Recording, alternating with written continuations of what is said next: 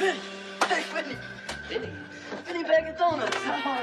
We gon' ball forever, pass it down, this shit hereditary. Stacking dead presidents, my pockets like a cemetery. Told her we just fucking, I'ma cuff it like it never wear. No, we live excited, rockin' ice like we Ben and Jerry. When you broken in the trenches, it get very scary. Don't be aggressive, girl, be careful, these is Michael Myers. Gotta have some money if you preachin', only way they head. Time you gotta buckle up, your past make these niggas feel it. Different color track hawks and different color bitches. Won't nobody give you none, you gotta get it. Remember they was sleeping on the nigga, they ain't never see the vision. Now these bitches start to treat me like a ticket. Hanging out the window, they was hitting, probably thought that I was finished. Till they woke up and they see me post a picture. I left a couple bands in from my nigga, just to test him, nothing serious. Take 100, then I'm cutting off his fingers. Told him I ain't tripping, it's the principle. Need the money bad, I would've sold it to the principal. It's a Super Bowl one, bro. It's different. When they put me in a game against Pittsburgh, and I left the game leading tackles.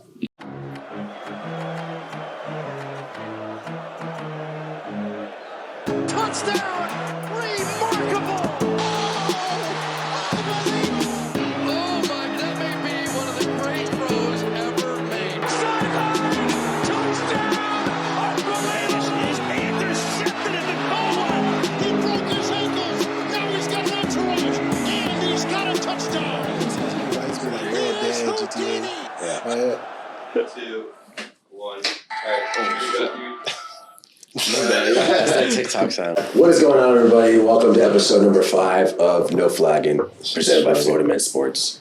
I'm your one of 3 hosts, Marlon, Jett, with my brother Osky and T-God. We got a special guest today, Nebraska alum, Super Bowl champion, Dicaprio Bootle, Kansas City Chiefs. They won the Super Bowl. Appreciate you coming out, man. Yeah, for sure. Thank you for having me, yo. Of course, bro. Got his jersey behind him. Got the jersey behind him. Back here. We wanted to have a first here in the podcast, with the Florida Man Sports. We got a guy on a roster. Got his jersey. He's been showing us a lot of love. Like him to sign his jersey right here. Let's do it. Immortalize it into the set. Let's go. Until we upgrade, we're gonna get this framed, by the way. We're gonna make it nice and official. Yeah, we'll get a nice office space. Hey, man, make it do. There you go, baby. It's a clean signature. Clean signature.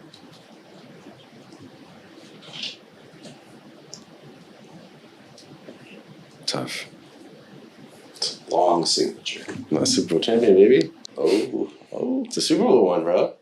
It's different. It is the jersey with the Super Bowl patch too. We're less than 2 weeks post Super Bowl. Yeah, Yeah, for real. It's tough. Yeah, we appreciate you, bro. For real. Thank you, brother. We gotta clap it up again, for real. So.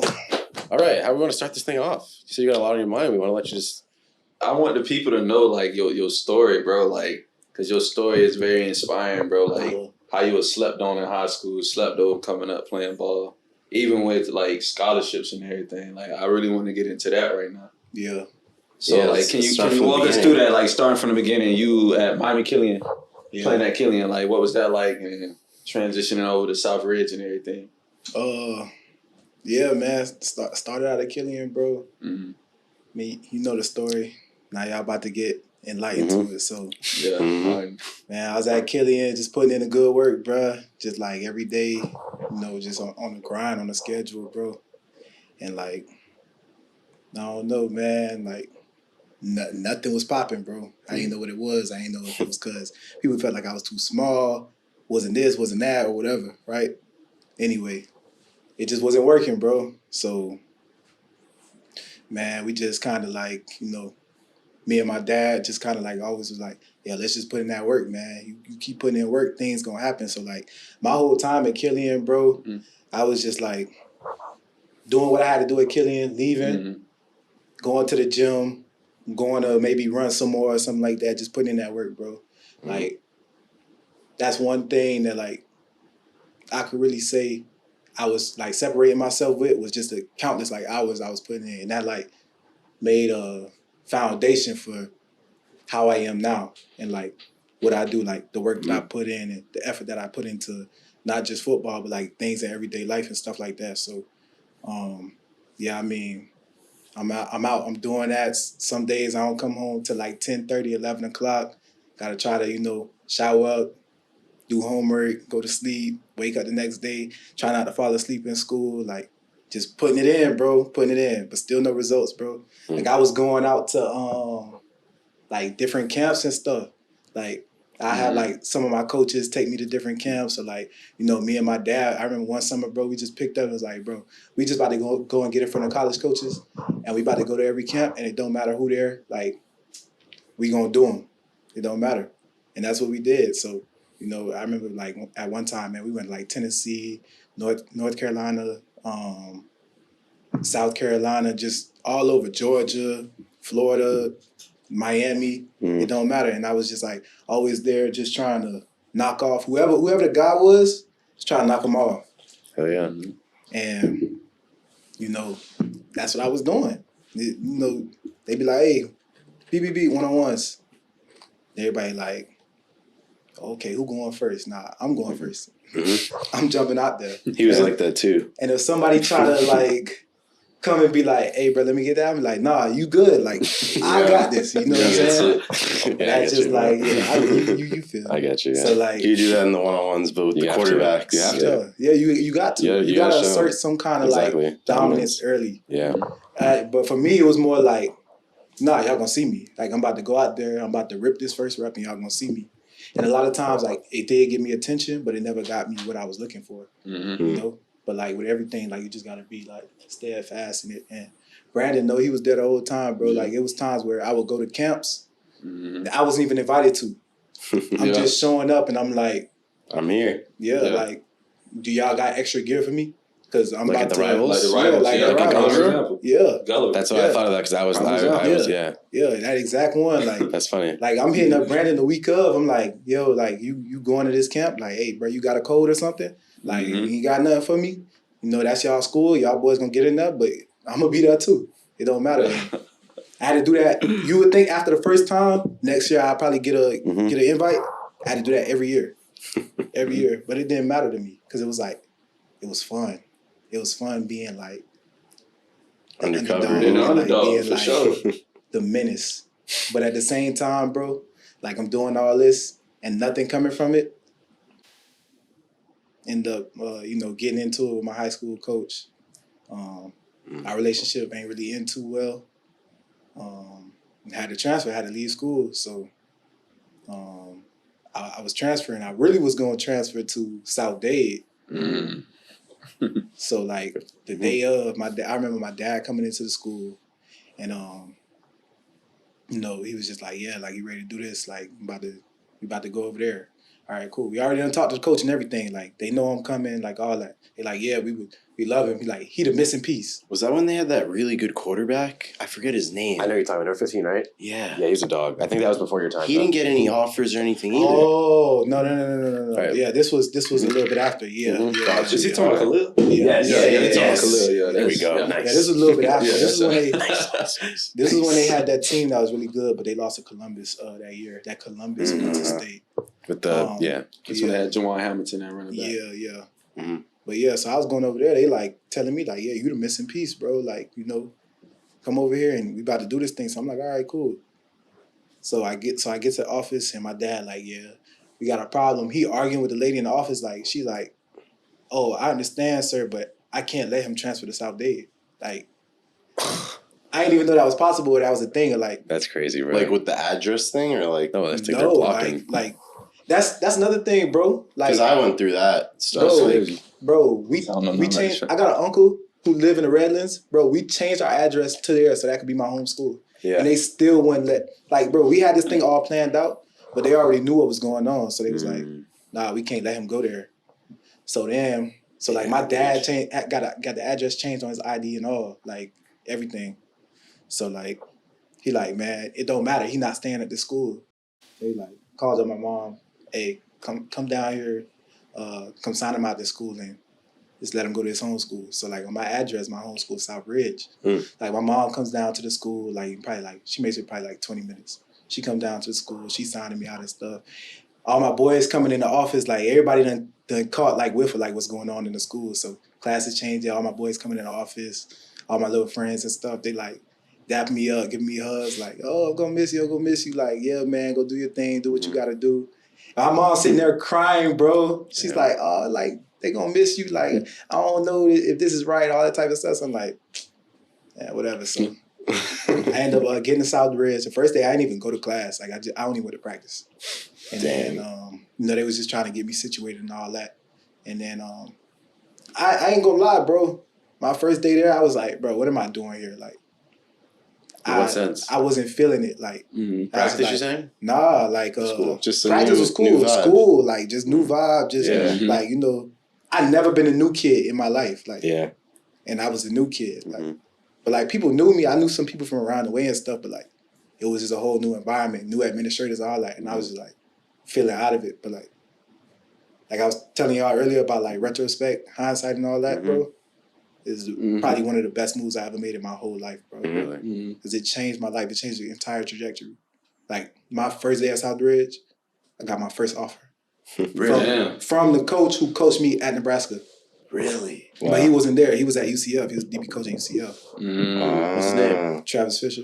Fisher. That was the Scott Frost staff. I was recruited by the quarterback coach. The guy was super weird, right? Travis Fisher. Like, I DM'd me on Twitter and I came to his office. Dude, that guy's so weird.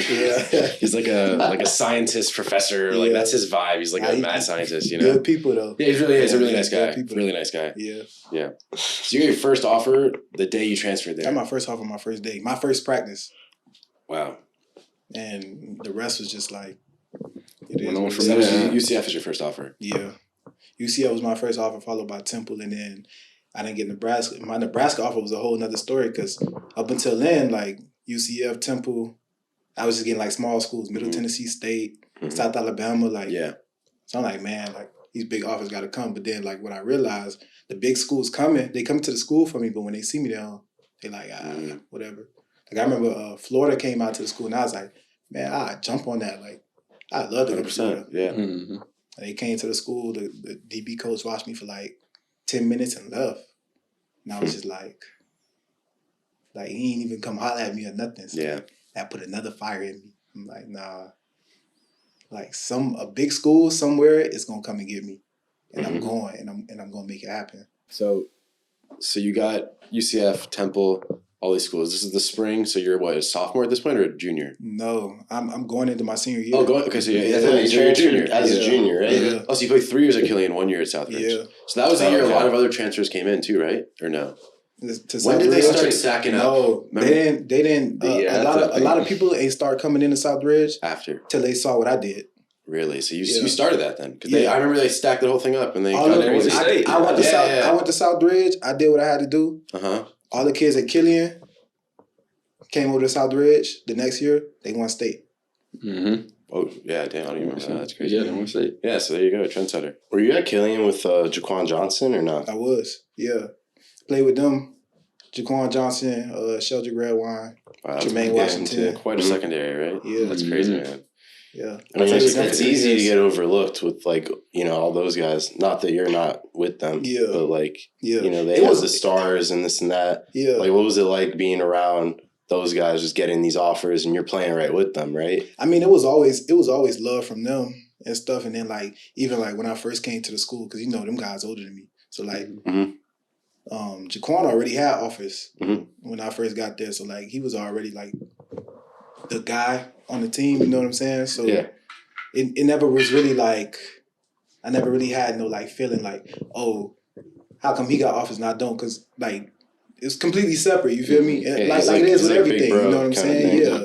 But, like, it was always love and stuff like that. Everybody treated each other like the same. That's what I will say, like, when I was at Killian, that team, the way how, like, just all the stuff that we was going through and stuff, and just the way how, like, meshed, everybody was family. Like, you didn't have guys who, like, oh, I know him, like, oh, that's my teammate. Like, nah, everybody really, like, meshed well. That's one thing I will say, which is why, like, even times where we probably didn't start out the season as good, we always had a chance to, possibly make a playoff run, because we was just so put together as a team, That's honestly how I used to think of it from afar. There's, like, certain programs that have that, like, tight-knit group. It's like the Patriots kind of thing. They're always good because they have guys that play together. Like Columbus, too. They always got guys that play together. But we had dudes that's probably, like, 160, 170 on our O-line. Yeah. But they was going to block hard because they didn't want that quarterback to get hit. Exactly. You know what I'm saying? Like, and coach always say that, like, man, this man 170 on the O-line. Like, yeah.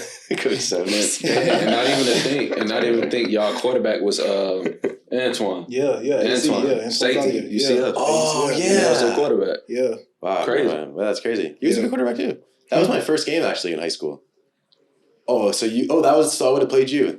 That's funny. Because I played Killian when I was a sophomore, so I'm 2 years younger than you. So the year you left. Yeah. I played Killian. Yeah. So we almost crossed paths. Yeah, almost. That quick. I'd probably picked you off.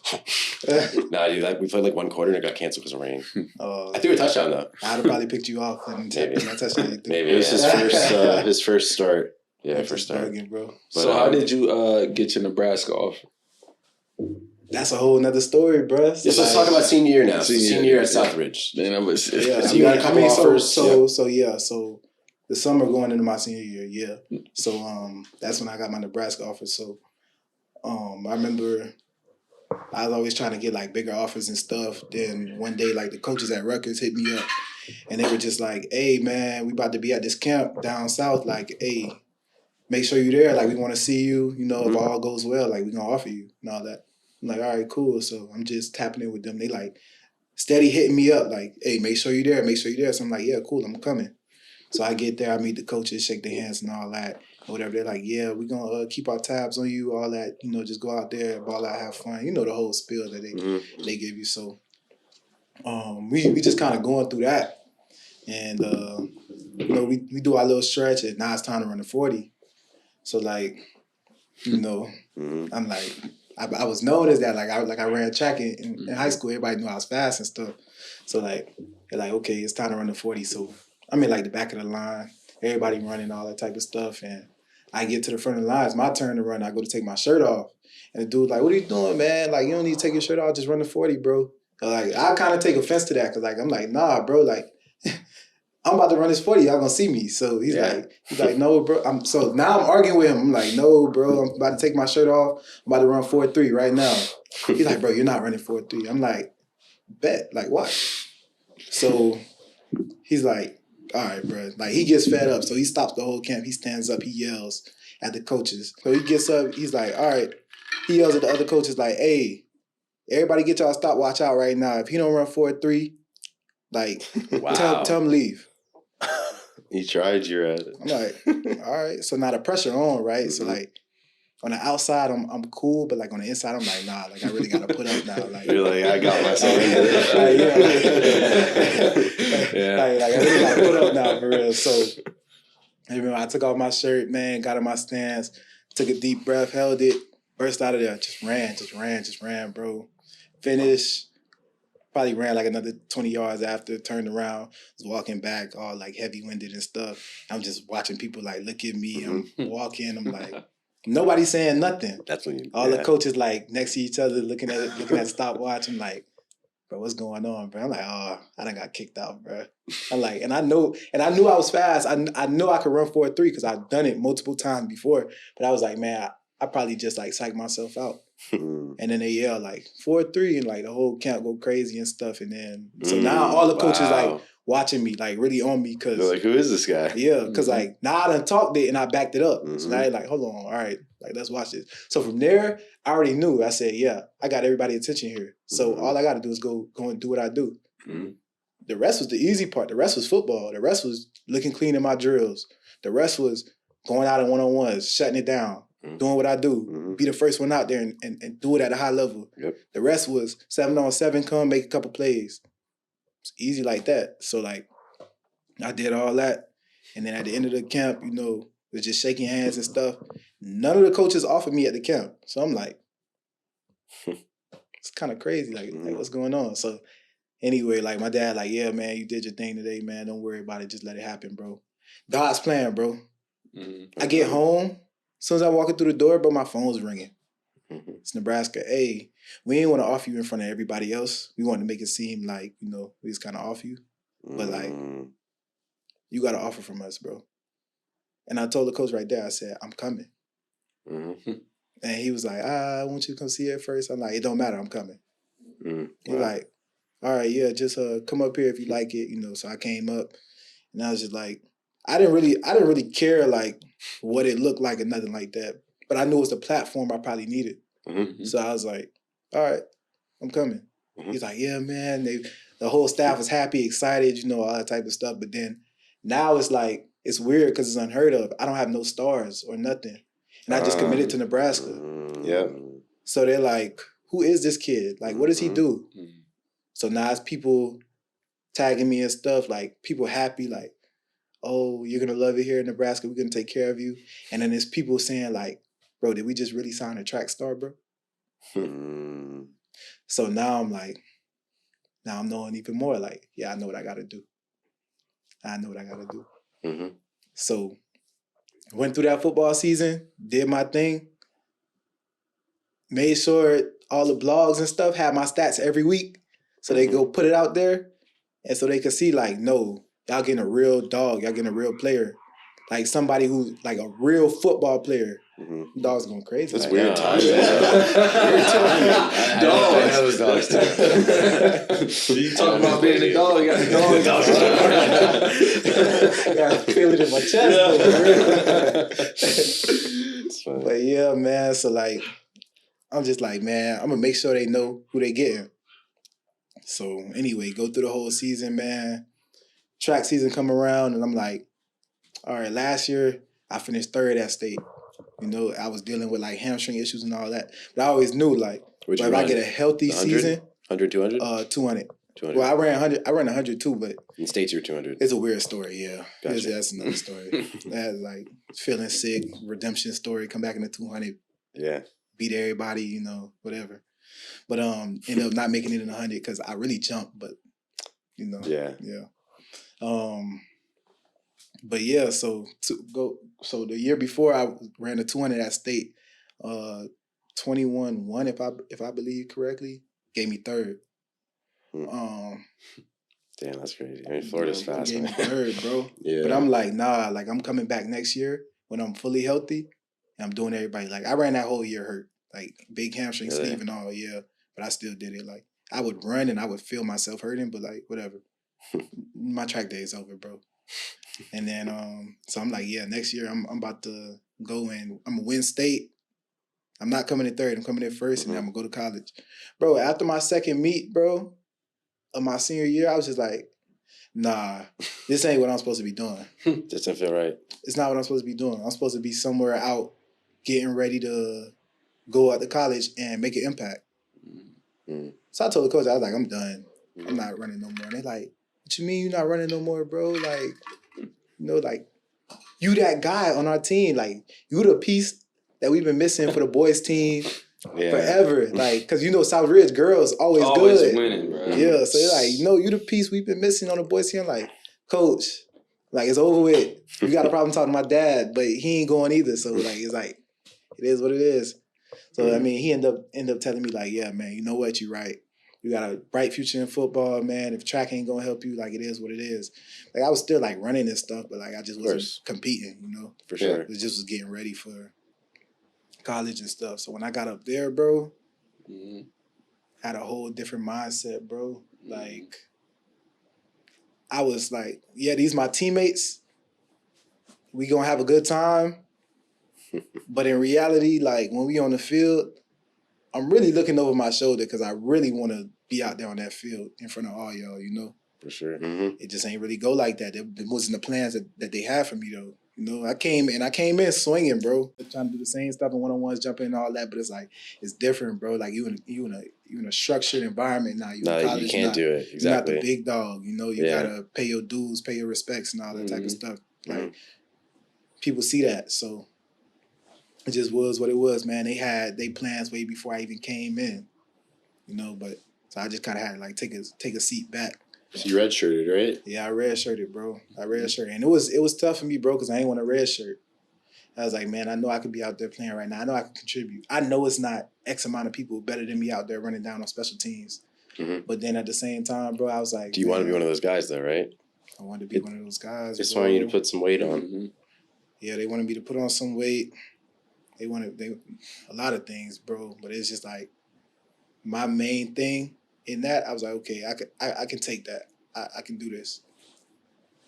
As long as I made sure I was in line with what I needed to do, and that was every day when I went to practice. Y'all need a look. Y'all gonna come to me for the look. Mm-hmm. Like, I'm gonna show you. Like, I'm gonna give you a game rep every time. But there ain't no difference. Like, I'm going against the first offense. Yeah, if you trying to chill, don't come see me because I'm not that guy.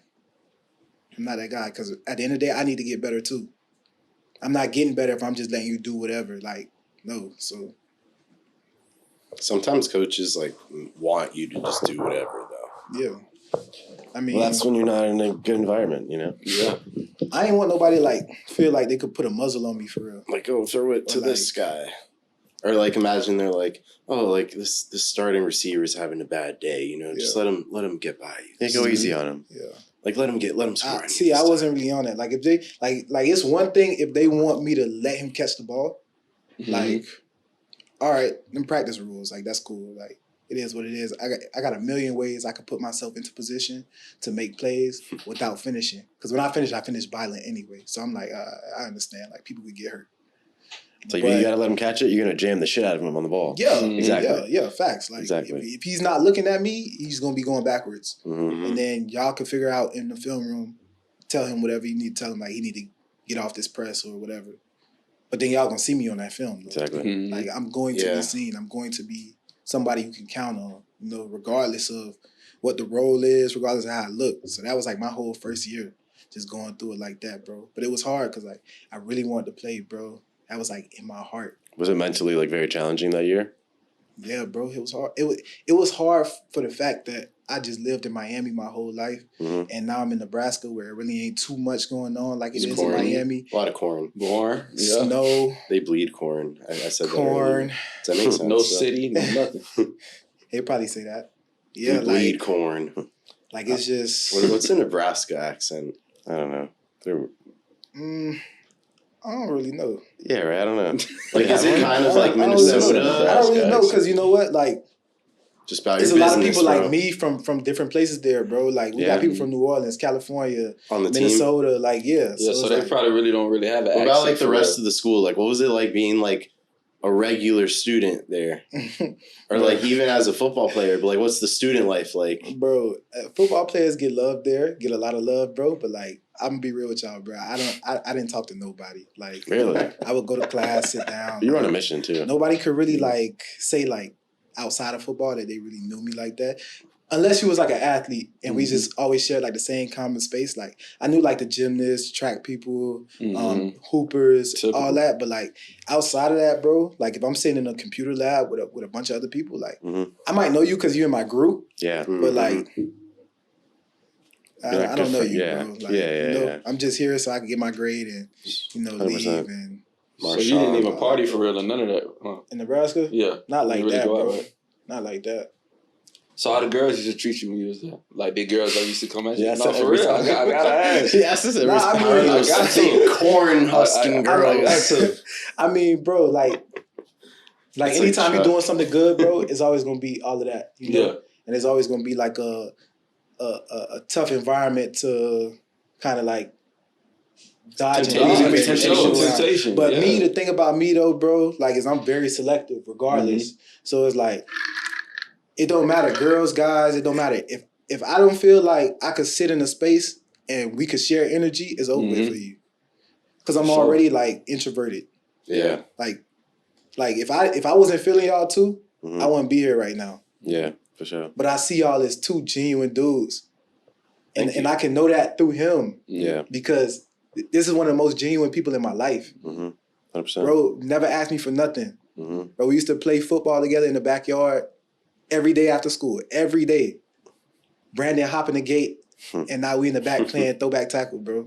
Like Taylor and Tyreek crib. Yeah, every day. Or we going to the park playing basketball, bro. When you say throwback tackle, you mean like just the two of you throw it and then you tackle them? Throw the ball, tackle throw the ball. Yeah. You get tackled, throw the ball up. Again, yeah. Throwback. Hey, little did you know, 2 Big Ten DBs going at it. Yeah, that's crazy. Backyard. That's crazy. Someone's driving by, sees 2 kids playing ball. Those are 2 D1 players, NFL players right there. Right. You know, it's crazy. Right? It really is. And that's happening in every corner in Miami, dude. Right. You know? It really is crazy. For real. So let's talk. Yeah, I guess let's talk about your. So the first year, red shirt, it's a tough year. Next year, much better. But so what happened the next year? The next year, I had already been putting in all that work, bro. And we got a new defensive coordinator who actually really liked me, like, a lot. Nice. Who is it? Bob Biacco. Okay. He's I know what that is. Yeah, he was at Purdue after he left us. Yep. Yeah. Crazy, bro. Boy, he got some stories by him. Yeah. We don't gotta get into all that. He actually really liked me, like, a lot. So, like, I was already, like, getting worked into the rotation and stuff. And, like, you know, he always get excited over, like, things that I would do. And he didn't really necessarily like a lot of people, but he really took liking to me. And I wasn't the starter or nothing like that. Yeah. But what happened was one day, my man Chris Jones, he was going on to be like a 3-year starter at this point. And he got hurt. One of my best friends, and he got hurt in summer practice that year. And he was like, "Yeah, bro, I'm about to miss like the first couple weeks of the season. Like, I think he didn't play until like week 8. It's 12 weeks in college." So he was like, "Yeah, bro, like, listen, I've been watching you, you know, you live with me." He was my roommate. He was like, "You live with me, bro." He was like, "Man, listen, bro, it's time for you to, like, take the reins, bro. That's awesome, man. Hold it down, bro. Like, whatever you got to do to make you play, like, do that, bro. All right, bro, I got you." So, like, from that day, I was already locked in, but, like, now I'm, like, hoodie up, tied up. Mellow with the hoodie on. Like hoodie mellow, another like, level, yeah, like, bro, I'm about to go get this. And it wasn't like they was just going to hand it to me either. Like, I was going to have to prove it. And that's what I did. And then, hey, you're used to that, though. Yeah, bro. Like, and I be telling people that all the time, bro. Like, my life going cycles, bro. Exactly. Every season that I'm in, I've been in before. It's just you always find a way on a bigger scale. It just keeps leveling up. Exactly. And because I know that, I know I'm always gonna be straight. Because I'm not gonna let myself do anything less. Exactly. But yeah, back to what we was talking about though. So, yeah, my dude was just basically like, "Yeah, man, go out there and do it." And you know, first game I got in a couple plays. Second game was kind of like more the same thing. Third game, I probably didn't play at all, bro. It was just like weird. It's like, okay. Did you work in a lot in practice too? It was just like in practice you worked in too? It was like normal? Bro, everything was normal leading up to the game, and then the game came. It was just like no. My coach just kept telling me like, "Bro, I'm gonna put you in, but like, just stay by me." So now like halftime coming, I'm like cold, and I'm like, yeah. But we lost. We lost a really bad game, bro. Like, we lost to NIU. I remember, And that was kind of like the turning point for like our program, bro. It was like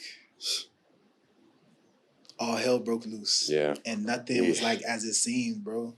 So like a couple games go by, I'm getting sprinkled in there, and then boom, we playing Ohio State. And now like I'm playing corner this whole time, playing corner nickel. Yeah. Right? Coming on third down sometimes, you know, just depending on how it's going. And now it's time for us to play Ohio State. So Ohio State undefeated, JT Barrett at quarterback. You know, they got all these guys that's supposed to be, you know, the guy. Bro, so I'm thinking it's a regular week. I wake up and I end up going to practice, leaving. I get a call from coach. "Hey, you got to come back up here. I got to talk to you." All right, cool. Come back up there. Close that door. Boom. You starting at safety this week. So I start laughing, right? I start laughing so hard. And he like, "What you laughing at, man? Like, I'm serious." I'm like, "Oh, nah, like, you for real?" He like, "Yeah." He's like, "What, you can't play it?" I was like, "Nah, you tripping. Like, don't even say that. What you mean you can't? I'm about to go out there and I'm about to do it at a high level, bro." Yeah. You know what I'm saying? I love it. From watching your tape out, like, even when you're at corner, I thought you should probably be at safety. Be a safety, bro. Yeah. I be saying that. Bro, I got like... It's a DB, bro. You just anywhere. like... You always need the runner downhill. Bro. Like, that's your thing. You have a sense for getting to the ball. It's in here, bro. Yeah. It's just in here. Like, I see the ball, bro, and I, like, blank out sometimes, bro. For real, like... Yeah, and you got that speed, too. Real, it's, like, the reaction time, though, too. And I got a good sense for tracking the direction of the ball, bro. Like, just knowing how to get the ball out or like knowing where it is in somebody's hands and stuff. And like you could turn around and you could like try to catch the ball, and I don't have to see your hands. You'll know where it is. But I know based on how the ball's flying, punch, how to get it out, and, or like which one of your hands is probably gonna be the one to catch the ball. And like I don't know, I haven't always been like that. I developed that like probably around like my sophomore year for real. Wow. But yeah, bro. I mean that just came from a lot of practice though. A lot of reps, yeah. But I started at safety that game, and I was just out there just flying around, just hitting people, bro. Like it didn't matter. And then the next week, all our safeties came back and stuff, and then the rest of the season was just kind of like, hey man, my dude Chris came back, and they was like, we about to push him to the league, bro. I'm like, that's cool. I take a step back, so I just finished the rest of the season on special teams. Man, and next year, bro, got a whole new coaching staff. Like none of the coaches was the same. Everything was new, but Travis Fisher, who was at UCF, who gave me my first offer, was my DB coach now. And that was always like I had great DB coaches, don't get me wrong. Yeah. But that was always the guy who I wanted to get coached by. I always used to say, like, man, if Coach Fish was at Nebraska, I would have no doubts about anything that I'm doing. And it's just funny how life works, like how God just put people in your life for a reason. So bro, who was the staff?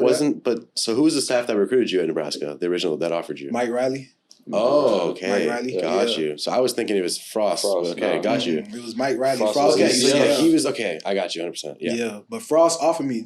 His staff gave me. Yeah, that was your first offer. Got you. So then they were now your new staff here, which you're like sick. Yeah, and Frost was always like, bro, I can't say nothing bad about Nebraska. I can't talk down about Nebraska. Like, well, it's his place. That's my place. That's his place. Like, that's my home. Even now, I bet same thing. You know. Yeah. It's just like a little sad it's how unfortunate. it didn't work out, but you know what I'm for saying? sure. It's life though, bro. It's life. I really thought it was though, man. He was great at UCF. Yeah, they were a powerhouse damage there. Bro, to be honest, bro, he was a great coach at Nebraska, bro. And I say that without no hesitation, bro. What was the first year under him like? So that was your redshirt sophomore year, right? That was your first year really. What was that year where they had like all those really close losses? Like each loss was like within 3 points or within a touchdown or something. Not the year he got fired, but the year before. Yeah, that was your rookie year in the league. Yeah, my rookie year in the league. Yeah, they lost like 10 games by less than 6 points or something like that. Yeah, that's when they gave him another year. So like, all right, we'll give him the benefit of the doubt. Then next year he blew it. Yeah. Gotcha. So what was that first year under him like? Your retro sophomore year. The first year under him, bro, was like tough because like there's a bunch of change in like the culture, the way how things are working and stuff like that. Like first, we never practiced in the mornings, and then all of a sudden we just switched to mornings. Like we used to practice in the afternoon, and then you wouldn't really have to like come back until the next afternoon. So like, film in the morning. You could imagine what like guys would do if they know they don't got to be up early in the morning for practice. Yeah, and like they could just stay up all was it a night good thing, you think? Whatever. I think having practice in the morning probably makes your team more structured. Yeah. Because it gives them less free time on the back end, which I mean, guys complain about in college all the time. Like, man, we don't got no free time. But like at the same time, bro, you in college for a reason. Like, it's only one reason people like me go to Nebraska. Play football. Yeah. It's only one so reason. Damn, so y'all wasn't even lifting? Like, y'all wasn't lifting. So you said y'all practice in the afternoon. Y'all wasn't lifting in the morning and then going to class and everything. Then the way how our lifting schedule was, like, it was like we didn't lift in the mornings, bro. We would go to class and it's just in season also. We'd either have a quick after practice lift or like if we need to get in like a heavy day, like a real heavy day, bro. We have practice like we have a lift right before practice and then we get dressed for practice and then go to practice. Yeah, that's what I mean. That's what I lift after what I practice and stuff. I'm about to say, you gotta eat something though, man. Yeah, I don't know how you do that. Like, man, you just kind of just going through it, bro. Exactly, it's not efficient. At some point, you just kind of like blank out and just. Exactly, bro. I think the problem with college and like overdoing the structure is people just want to do things to do it and you just go through the motions. Nothing's intentional. You know what I mean? The lift would be way better served not having practice that day. Yeah, like, keep it separate, or you could do a little lift, like maybe really separate away though. You know, it's definitely got to be functional, bro. You can't just tell somebody squat 600 pounds and then go out and just be the most freakish athlete ever and run like crazy. Bro, come on.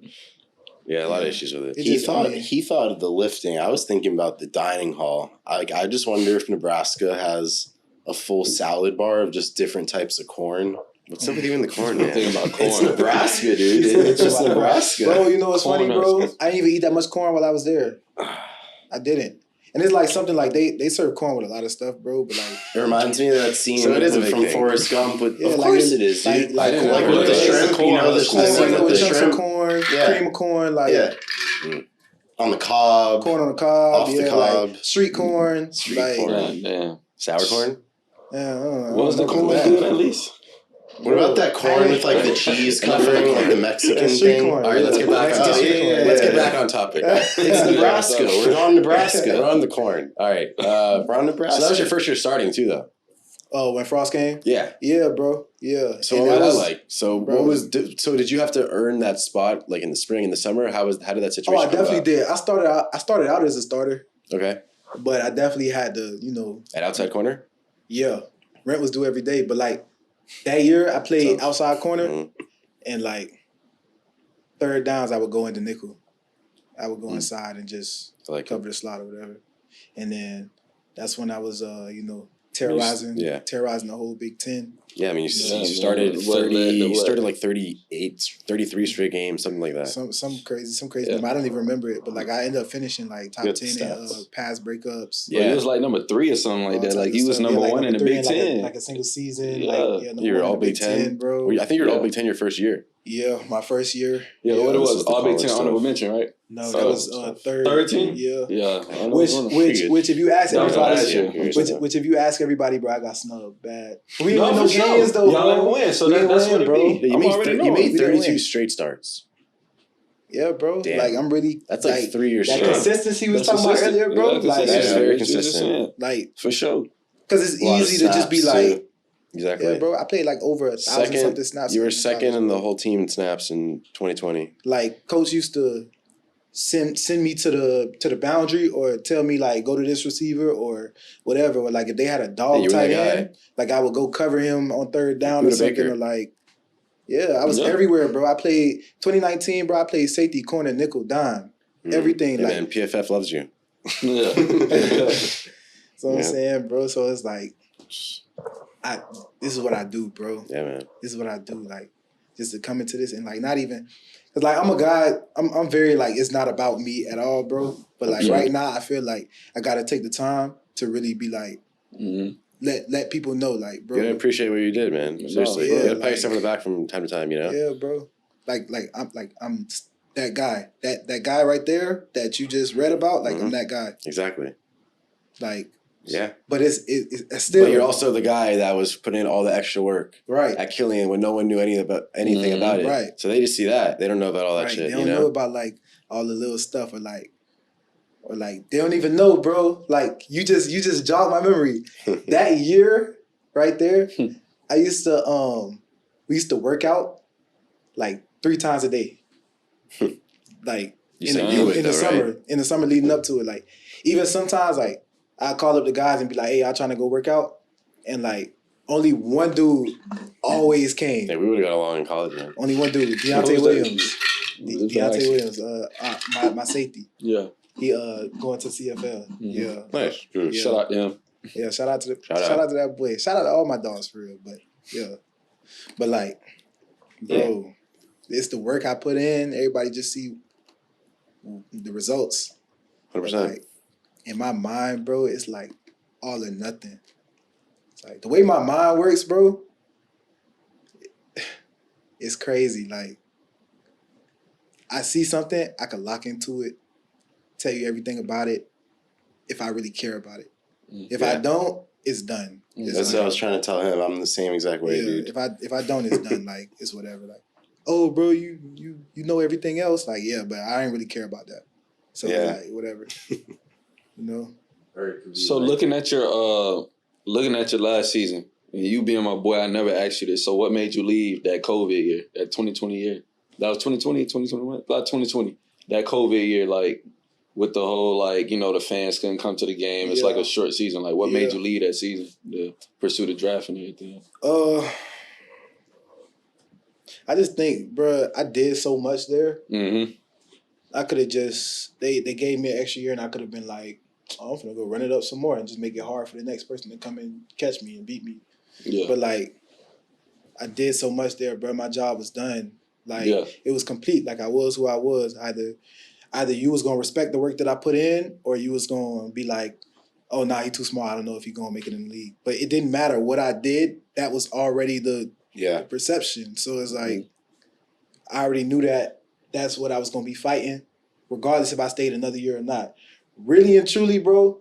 Really and truly, I really wanted to leave after 19. Yeah, after 19. That was yeah. But that would have been your redshirt junior year, right? Yeah. I really wanted to leave after that year, but like my coach is like, man, listen, I got so much more to teach you. Like Coach Fisher? Yeah. Yeah. And I love him for it. Because I see so many guys get to the league. Yeah. They don't necessarily be bad players, but they don't be coached. They don't be coached.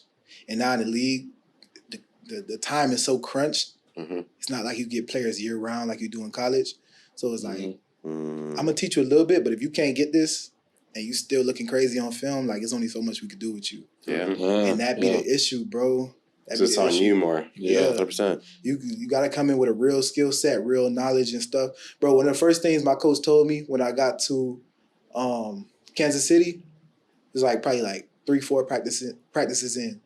And I was doing something on film, man. He watched like the way I adjusted my alignment and stuff. He's like, bro, whoever coached you, you need to go thank him because he got you ready. Wow. And that same day I picked up the phone and I called my coach. Me and my coach got the best relationship, bro. Like I could call him right now, he probably gonna answer, you know what I'm saying? Awesome. And if he don't answer, he gonna make sure he call me back and we gonna chop it up. We gonna be on the phone for like an hour and a half. You know what I'm saying? I got the best relationship with him. Like that's love, bro. Like he changed my life, bro. Like he made it so that way I'd be prepared for this stuff.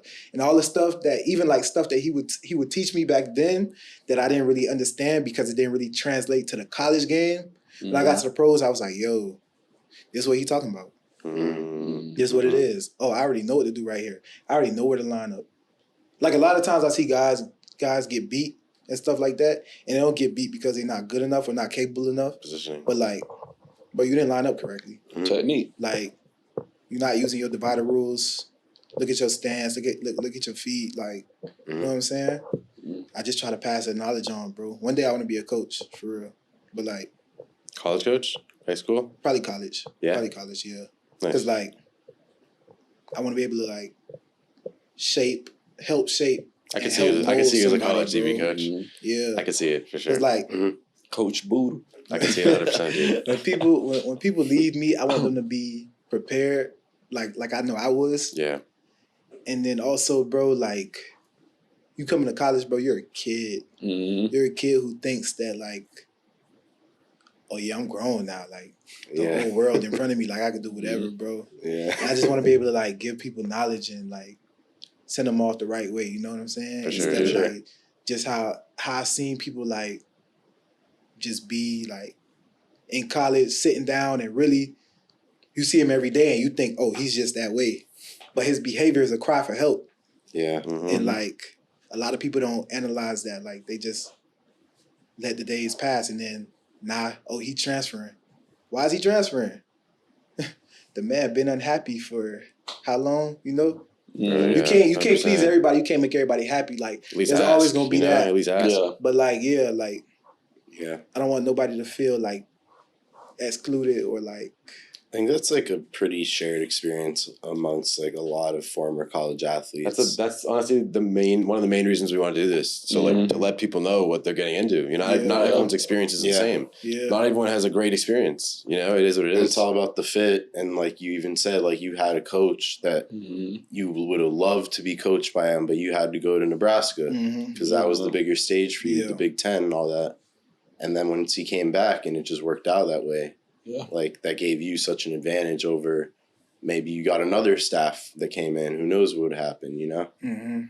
It's just like your window's so short, like you were saying, you know? Yeah, bro. You got to capitalize, bro. Yeah. You got to take advantage of all your opportunities, bro. Because that's what you're chasing, really. When you go out there and you grind, bro, chasing opportunity, chasing improvement.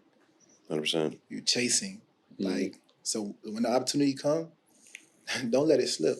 You know what I'm saying? You got to take it. It's there for a reason, too. If you put your all into it, bro, and it don't work out, you can never be mad because you know you put everything that you could into it. 100%. You know what I'm saying? And I mean, obviously, like, I'm not saying you can't be emotional about it. You could. Because, like, we people, we got emotions. Yeah. You know what I'm saying? But just understand at the end of the day, like, if you did what you could, dust yourself off, get up and try again, bro. Yeah, 100%. You know what I'm saying? Got some shit in my eye, bro. So the draft process. Let's get into I want to talk about the draft. Yeah. Yeah. So I mean, it's like so for you talked about the cycle, right? Of being overlooked, proven wrong, overlooked. So this is now you're kind of starting the cycle again when you start to the draft, right? So what was that initial process like? Like, did you hear back from scouts? What was the feedback?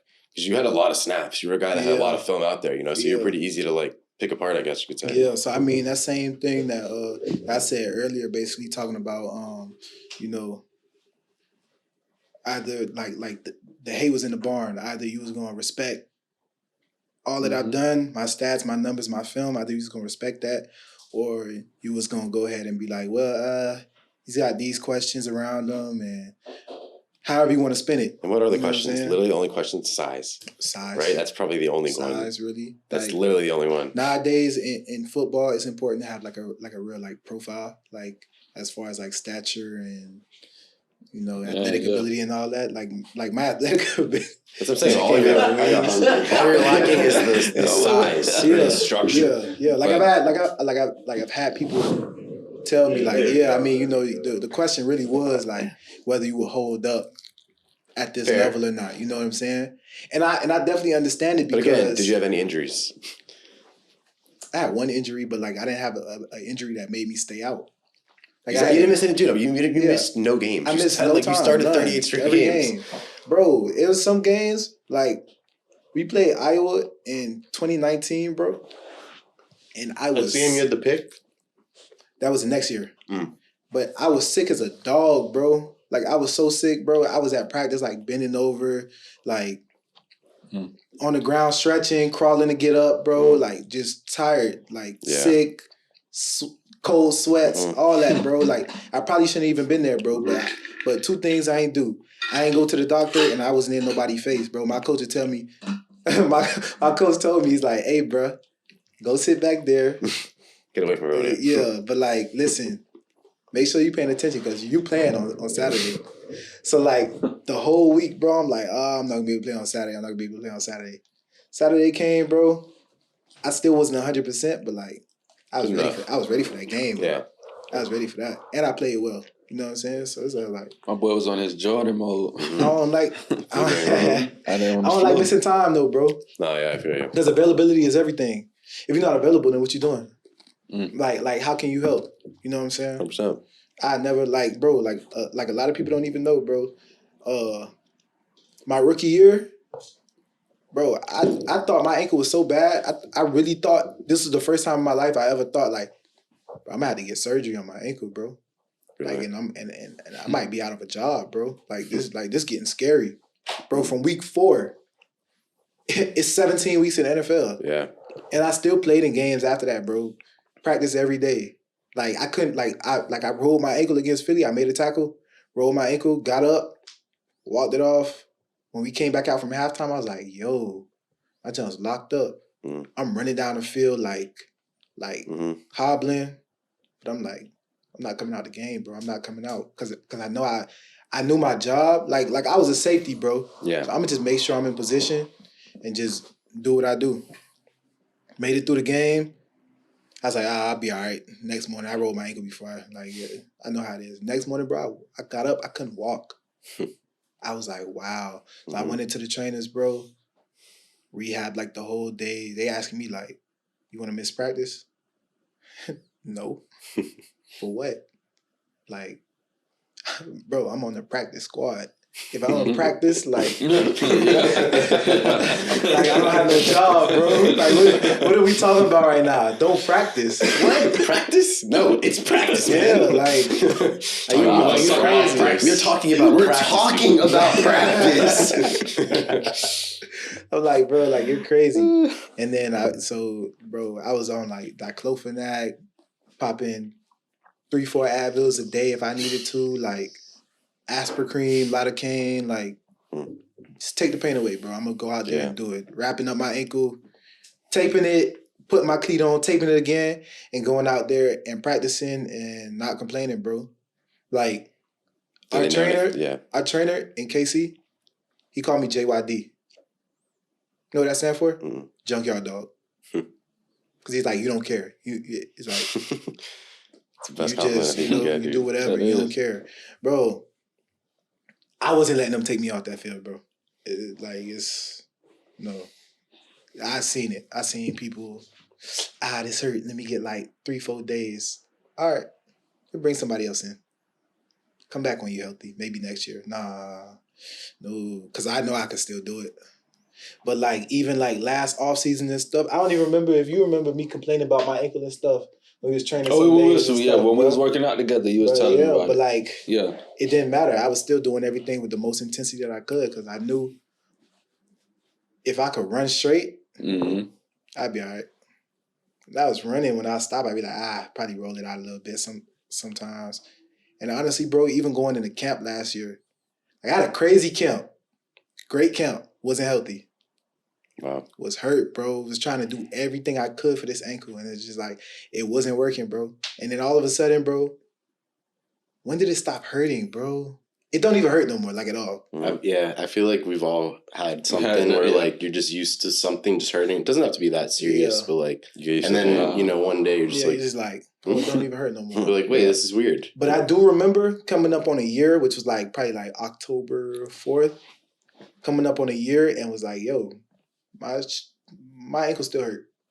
That's crazy. But then like, I guess like November sometime, it just stopped, bro, and it don't hurt no more. It's like nothing wrong with it. Yeah. Even like sweet exit physicals, like all that, like it's nothing wrong with it. But like, if I would have just been like, oh yeah, I'm checking out, bro, I'd have been pissed at myself, bro. Like that's one thing I always tell people. I will never let like no little bit of like pain or like I won't let a lot of things stop me from doing what I gotta do, bro. I don't care. Like if you're in the way and I feel like you're in the way, I don't care how close you are to me. Like if I need to do it, I gotta do it. If you don't understand that, you don't love me enough.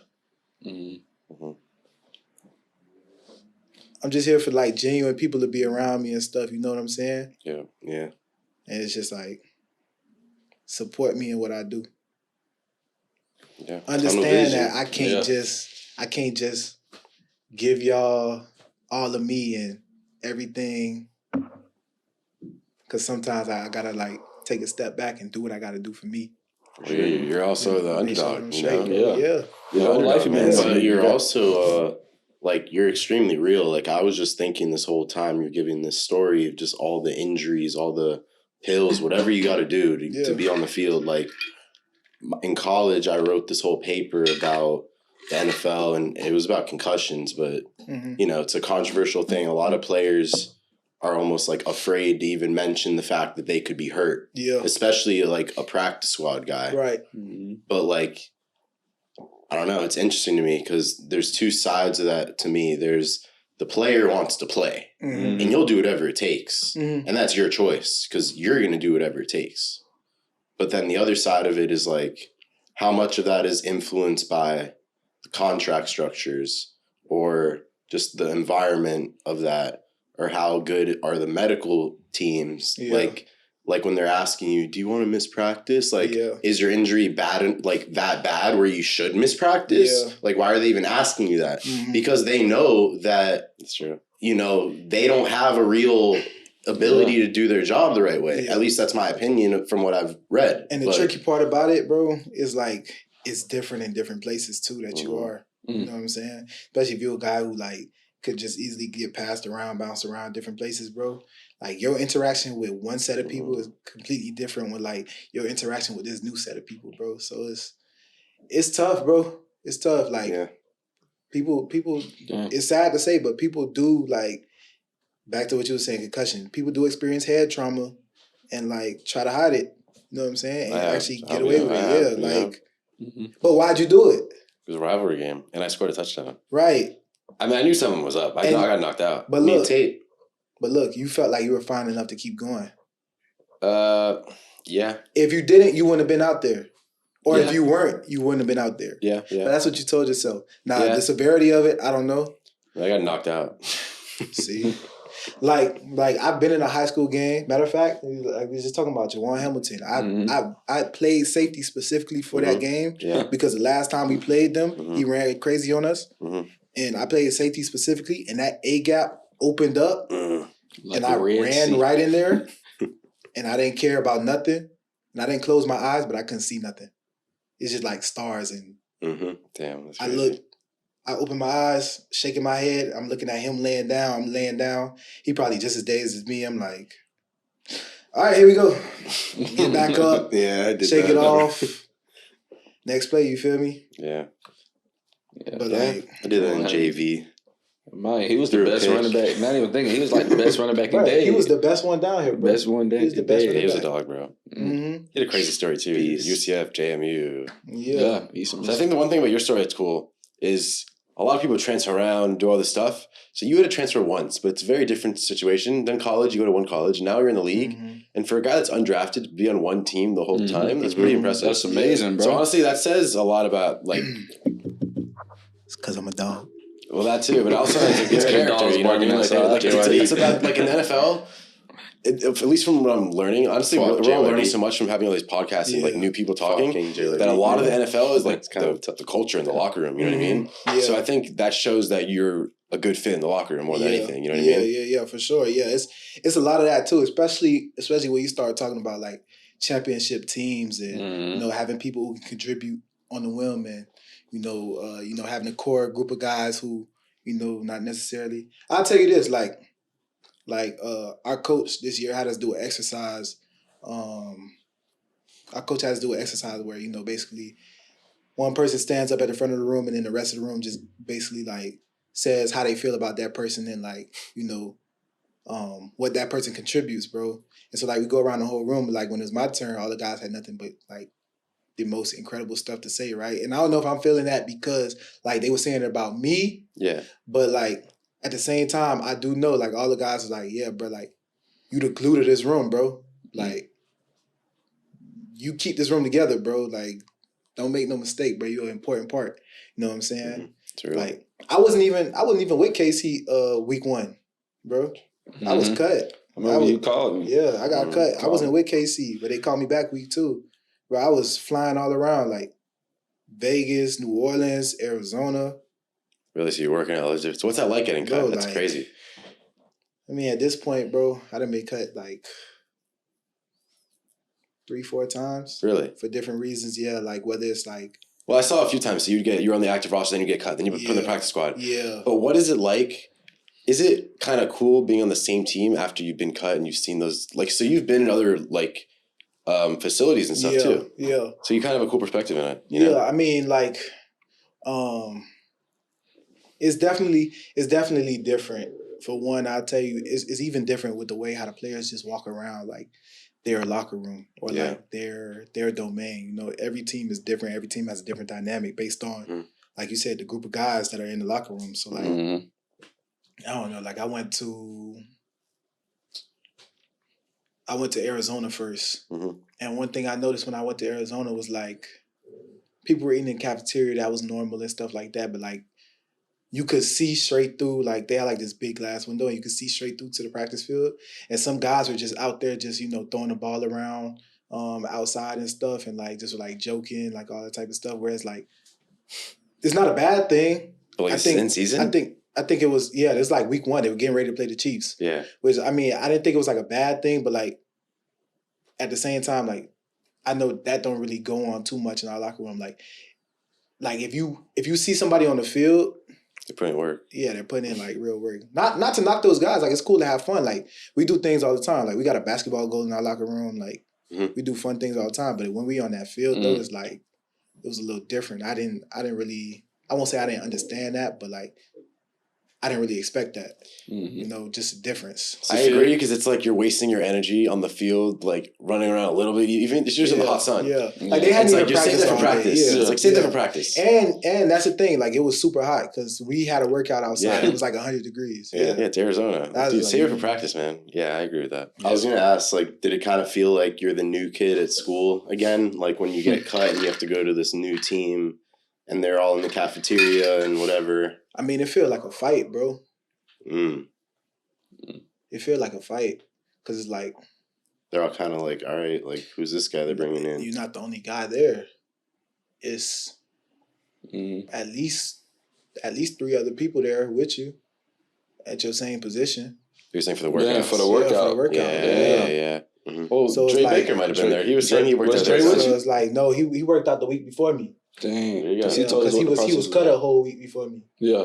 So yeah, but like, they get in the room together. It feels like a fight though, bro. It's like I went out there, did my thing, first up. You know what I'm saying? Like now I'm watching these guys to see like how it is. Like, oh yeah, in my mind I'm like, I know what I'm doing. I know how I feel. I know how I'm tracking the ball. Like, I got this. You know what I'm saying? But like, I got to keep on doing it over and over and over. Like, yeah, it's cool. And at the end of the workout, like y'all boys dap me up. Like it's cool, respect. But like, I know I was the best. Regardless of what happened, I know I was the best. Yeah. They know I was the best. Mm-hmm. It just ain't, I just wasn't in the plans. Yeah. They told me I was the best. They ain't signed me. Did they end up picking anyone that you worked out with? Guys? Yeah. They picked another DB because they said basically, the guy actually told me, he's like, bro, I'm gonna keep it real with you. He's like, you had one of the best workouts I've seen in a long time. He's like, but unfortunately, you know, the direction that we going in our defense, we already got enough guys that's your size. So like we want a little more length and stuff like that. But he's like, and it's messed up because you can't go to sleep and grow 3 inches overnight. What does the size even matter if you're doing the things they need them to do better than them? Hey, bro, it's that's the organization. That's how they want to run it. That's the organization. They're all out now. Yeah. More respect to it. Like at least you know what? At least you kept it real. At least you told me the truth. He's in Thailand now. And you ended up back in Kansas City. So. And I ended up back in Kansas City. Yeah. Quick question. I wanted to ask you this. So who But you been in the league, who was the guy that took you under his wing, like when you first came in, like took him under his wing when you was at Kansas City? Oh, when I first came in, honestly, all them guys, all the guys for sure. But like I was blessed to be in a very like, how do I put it? I was blessed to be in a very like cultured room that had already been through it. So like I had guys like Tyrann Mathieu, Dan Sorensen, Javarius Ward. I love Sorensen. He's underrated. Very. Dude, he has an eye. Talk about the knack for the ball. That guy is always running the ball. Very. Right? And he can do so many jobs on the field, bro. I know, he's like a linebacker. He's everywhere, yeah. Yeah, he's a real football player. 100%. But Juan Thornhill, like guys had already done it. Chris Lamons. Yeah, Chris Lamons. Yeah. You know what I'm saying? Like really took me in and was like, listen, bro, do it this way. Do this like this. Do this like this, bro. And then like it's kind of cool too, like full circle moments coming in, and I'm in the same DB room with Tyrann Mathieu. Like in high school, I used to watch bro film. You know what I'm saying? Now it's like, you know, you're my teammate now. You know what I'm saying? But it was also like a testament to the work I put in too. Like just to even be able to share the field with like somebody of that caliber who gonna be, you know, a name in football for forever. Forever. He's a legend. Yeah. He's a living legend, literally. Yes, living legend. Yeah. That's like, awesome. Bro, I walk past legends, like living legends every day. Like Pat Mahomes is gonna be a legend living. Living legend. Legend legend. A living legend. Yeah. Are you up against some like on scout team? Legend. Those guys? Yes. You on scout team, like going up like just straight up against the first team, like So and I'm always out there. I don't come out. Yeah. Like I don't even be like, hey, give me a couple. No, I'm always out there. I don't care. We go straight from special teams to scout team. I'm out there. I don't care. I don't care. So how? I don't care. What was that like? Like how do you think other guys on the scout team are? Do you think all of them are as like locked in like that? Like, all right, give me the best of the best. Like I need to prove myself right now. Or do you think some of them just get kind of like skittish? The ones that do don't last. Because you're not just there to just take up space, bro.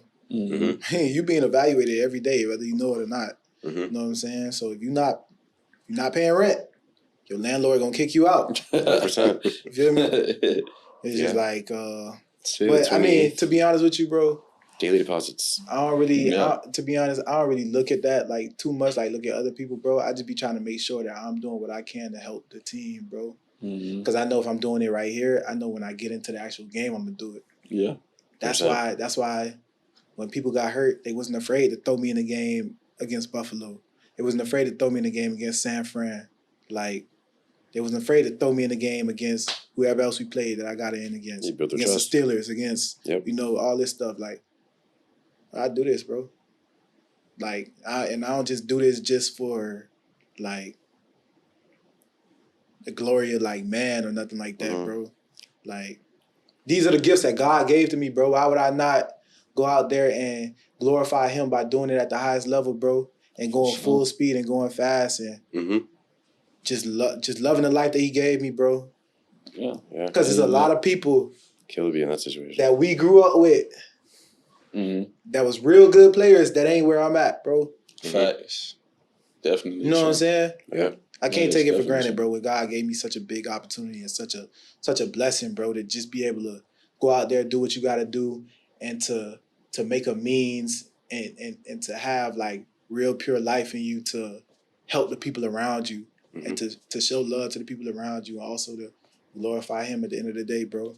That's like the biggest thing, bro. I don't never ever lose sight of that, bro. Like I see it kind of in a similar way. Like I now see it as like I got to do me the best that I can be.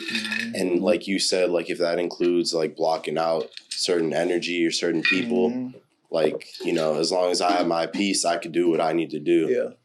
Yeah. But you can only help other people once you're good here, like with yourself. Yeah. So it might come off as selfish sometimes, I'm sure. Yeah. But, you know. I mean, like, bro, and like I don't even do it from like a selfish place. I just means like when he's on the field, he's full speed. No, but like that's what you're meant to do. Like, so you have to do it. Otherwise, you're depriving everyone else of this great thing. You know, like Brandon will tell you, like, this my boy. Like, we locked in and stuff. But like, sometimes like we don't speak for a while. But like he'll text me and I'll miss it. But like when I see it. Make sure I get back to him. Yeah. And he know that. He know how I'm wired. Yeah. You know what I'm saying? He know it's not no bad blood or nothing like that. Yeah. But like if you don't understand that, you don't really love me. You don't really know me. There's you don't understand that. no like hidden messages. Yeah. Like you're just doing your thing. Bro, to be honest with y'all, I don't even like my phone. I don't like it. I don't. Yeah, I don't like my phone. I don't like social media. I don't like a lot of this stuff. Like I don't like it. Yeah, I feel because it's just so like flooded with it's not real. fake energy. It's fake. It's not real. For sure. I'm already know. Yeah, exactly. It's not real. It's still part of funny. it. Yeah. Because you got to get noticed. Yeah. Or else you're not going to get the look. Like you saying I'm running 4.3 right now.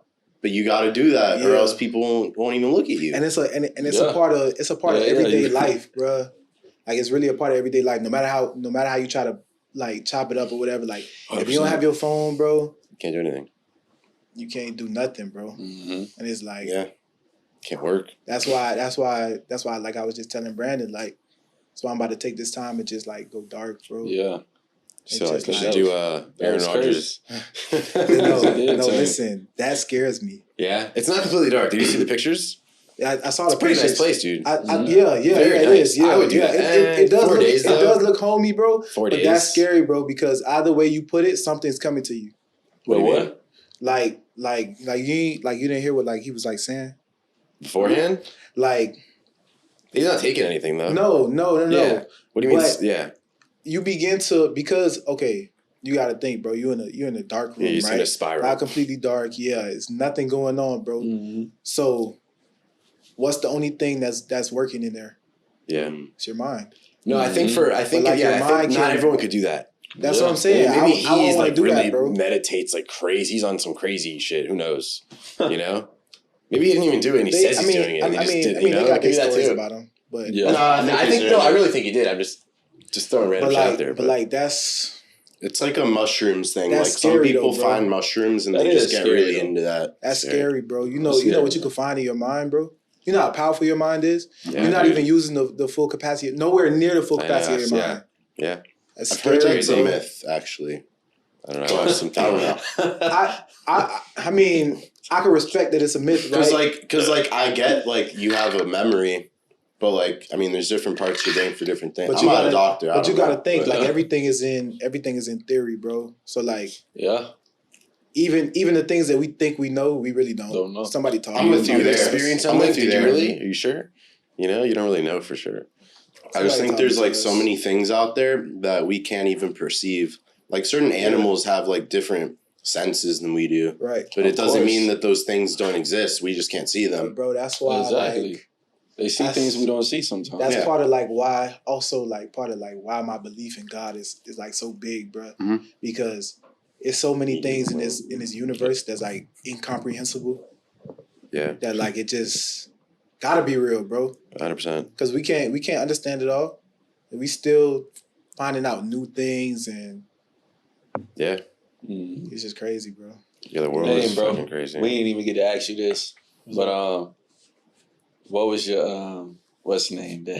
Not hazing, but like the team dinner. Like he didn't. I don't. Well, that's like first round pick type shit. Rookie dinner, but everybody do it. Everybody do it. Everybody do it. Yeah. Wow. Yeah, if you a first round pick, they might do it earlier. But like you gonna end up doing it. Like we did ours in December. Oh, okay. Yeah, so like I had a little bit that's of when money you made by the then. team and stuff. Yeah. That's okay. Yeah, but ours wasn't that bad though. It wasn't that bad. Yeah, it wasn't that bad. It was probably like because it was 3 of us, but like we were all undrafted though. So it was 3 of us. It probably was like 10 bands, which wasn't bad. Because I seen some be like way more, but we just split it down the middle. Oh, okay, that's cool. But it wasn't bad. We split it 3 ways. It wasn't bad though. So they're not like actually abusing you guys.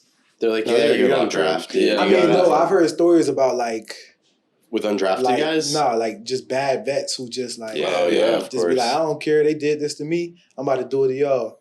Bring everybody a shot of Louis XIII and order on the house and. You know that shit. It's like a $13,000 bottle. I'd be so mad, dude. You couldn't do it to me. Is it? It is like that. They tried to order it for us too, but when it's like they ain't have 7,000, but like they have God. Lord. Yes. Yeah. Y'all go ahead and drink that 42 right there. Yeah. That's so funny. That's so funny. So like I know we've been talking about so much things, but I really want to get to the Super Bowl experience. Yeah. Like, as far as winning it, what was that like? Magical, bro. Atmosphere. Bro, you know when you called me and you was like how I felt and I couldn't put it into words, bro, I got words for it now. I got words for it now, bro. It came to me. I don't even remember when it came to me. Maybe like after the parade or something. But it feel like a fight, then it feel like a fantasy. Like it feel like medieval knights, cavalry going out, gotta fight another group. We destroy them, take their territory, come back to our kingdom, and everybody throw a big party and it's all happy and like the champs are here. Sick, you know, Chiefs Kingdom. Like that's how I felt, bro. Like you gotta think, it's a lot of people that could fit in our stadium. It's 75,000 people that could fit in our stadium comfortably, I guess. Bro, it's 1.5 million people at our parade, bro. Wow. Yeah, that's crazy. So it's people that's not even from Kansas City that came in our parade, bro.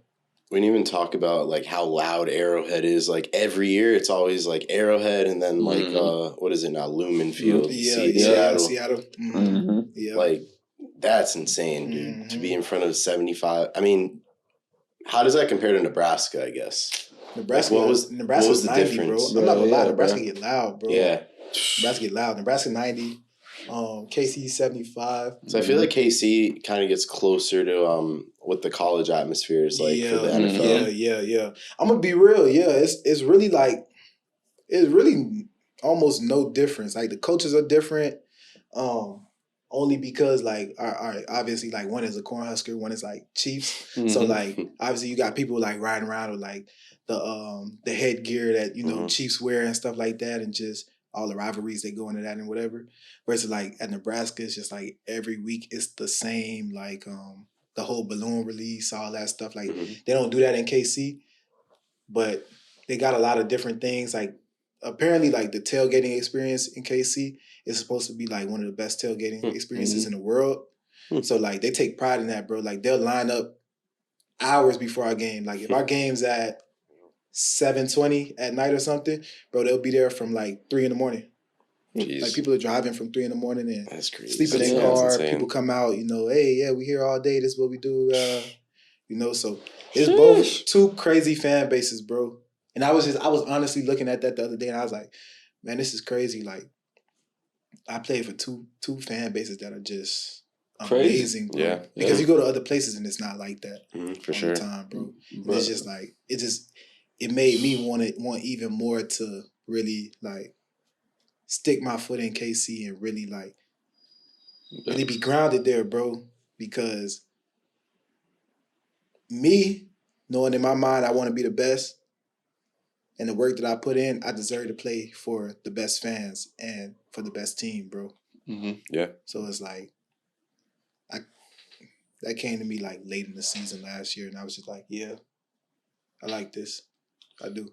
Dang, I never put it in that perspective. I never looked at KC like with their fan base and everything, because I was just telling Sam, like, bro, like, I remember our freshman year, bro, us playing y'all at Nebraska. Mm-hmm. We in y'all away like locker room, and we walking through them different halls. I'm seeing like different pictures and all this crazy stuff, like.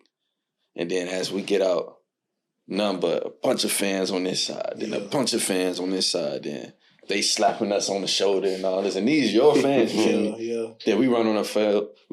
All we is boo. 90,000 people, bro. Sold out stadium. Well, we used to get rocking, bro. Hey. In Nebraska, it's kind of like we wasn't even good, bro. They was coming out like that. So I could only imagine that when was they get crazy. back to like, Dude, like the 2010 Yeah. dogs. Yeah. Facts. Different. Like, Facts. I think we talked about Tyreek Hill. Tyreek. Yeah. You have to go against my Man to man. Mm-hmm. I mean, Every rep. I learned. It's kind of different, bro. Because like I saw him so much that I learned him like really fast, and then like. I was used to tell him in practice, like, come here, you scared of me, come here. And I used to like really like jam him up and stuff like that and give him good work. And then I remember one day I always used to mess with Juan Thornhill. Like, man, Juan, you slow. He's like, oh, bro, you slow. So like one day Tyreek Hill ran like a corner post to the middle of the field or something like that, right? And I was covering him. And like I broke and like ran with him. And just kind of like watched the ball drop and was like, yeah, everybody knew like I'd have been there and made that play. And I come back to the sideline, he was like, bro, I ain't gonna lie. You fast, bro. I'm sorry. Like That's hilarious. Like you fast, bro. But nah, it was good going against Tyreek Hill. He was one of those guys who like every time I saw him, I wanted to rep against him. I mean, generational talent, bro. Like you know, he was only one him, huh? Yeah, only one. He was different. Another like sticky guy like that, Kadarius Toney. Mm-hmm. What about him? How does he compare? Routes. Like you would talk about somebody who really get in and out of his cuts, bend all the way to the ground and come back out the other way. And I mean, we say all the time, we like, bro, ain't no way your body's supposed to be able to do that, bro. Like, that's crazy. It's almost nasty the way he can like distort his body and do different things. But you know, I be trying to give him that work too. Just think of like that meme. So who would you say give you the most work out of all the receivers that you'd be like, okay, like, all right, you got me there, but we gonna keep working, like. I don't know. All the guys got a little something that they do the best, bro. You know, whether it's like we got a receiver, Cornell Powell, who uses his hands really good at the line. Yeah, he's from where's he? Clemson. Yes, there we go. I don't know. Thinking. Forgot about him. We got like Juju receivers who good counter releases. Juju who gonna use his body. You know, little Sky Moore who just got crazy lateral quickness at the line, bro. So like, we got a bunch of guys who like do a bunch of different things individually good. Like I wouldn't just single any one of them out, but like the dude on our roster who like. When we be in the DB room, we be talking about but it's crazy. He like Marcus Kemp, bro. For real? Marcus Kemp. He was thinking Justin Watson. Damn. Is he good? Oh, I like Justin Watson, good, though, right? bro. First time I covered Justin Watson, bro, I was like, who is this, bro? I got my hands on him, and I'm like, easy rep. Bro, he like fell off and ran, and I was just chasing. I was like, yo, what? Never underestimated him. Dude, yeah, so he's an athlete, right? But yeah, he gonna go get that ball, bro. We saw him break J.C. Jackson off nasty. I remember that. Yep. Yeah. That's what I was thinking of. Yeah. That over that, Chargers. Yeah. He's a crazy story, honestly. Who's he drafted by? I can't remember now. Whatever, it's not a big deal. Tampa. He was with Tampa. Tampa, there we go. Did he win a Super Bowl? Mm-hmm. So he won This 2 is Super the Bowls? second one, yeah. He has 2 Super Bowl Yeah, this is the second one, yeah. That's crazy. Dude, that's crazy. Respect to him, man. Respect to him. Yeah, for real. He works hard, bro. I was gonna say he works must be hard, a good bro. locker room dude. He's one guy I could look at. No matter what, I can respect it. He works hard, bro. He Nice. like to the degree that I think I work hard, he works hard like that. Mm. I'm like, I respect it. I That's love respect. it. No, I love 100%. it. You know what I'm saying? That's super dope. Mm-hmm. Yeah, it's cool because looking from afar, that's one of the guys I looked from afar, and I like because we keep tabs on certain guys from afar, so it's cool to know they actually like certain guys like him. Yeah, and he's there for a reason. You know, Yeah. it's not just because he's fast and he's 6'4". and he gonna do the dirty work too. Exactly, like he's a selfless guy. You know, But there's only so many spots, right? So there's only so many. That's spots. why we're doing this, right? Like what gets that guy to squeak his foot in the door to stay there?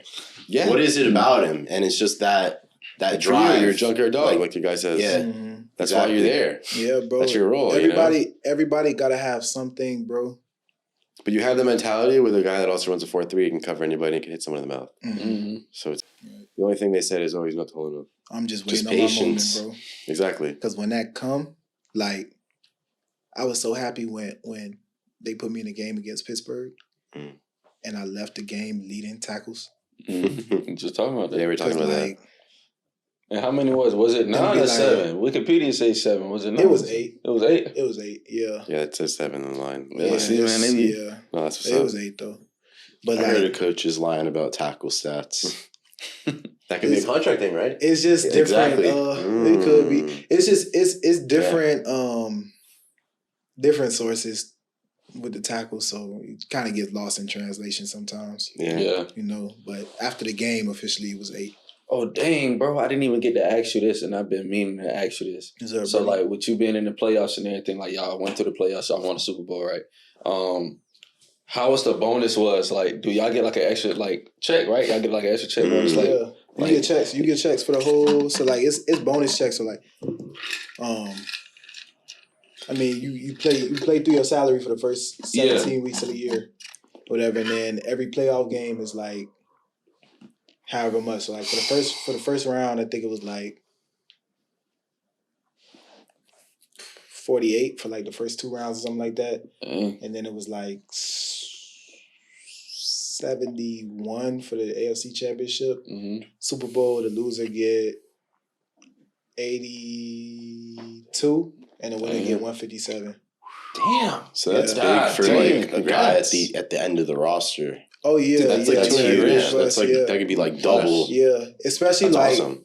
but Wow. like not everybody entitled to it though. You had to play a certain amount of games, but for a guy like me who met the quota, yeah, for sure it's big. That's awesome, dude. Because then you kind of like get to come back on like the little bit that you didn't really get back during the year.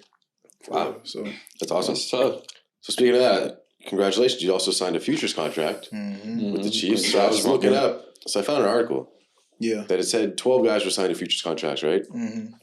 So for you, they say you're a key reserve and special teamer since you joined the team. And entering your 3rd year, you have a chance to compete for a depth role and a starting role in special teams. Yeah.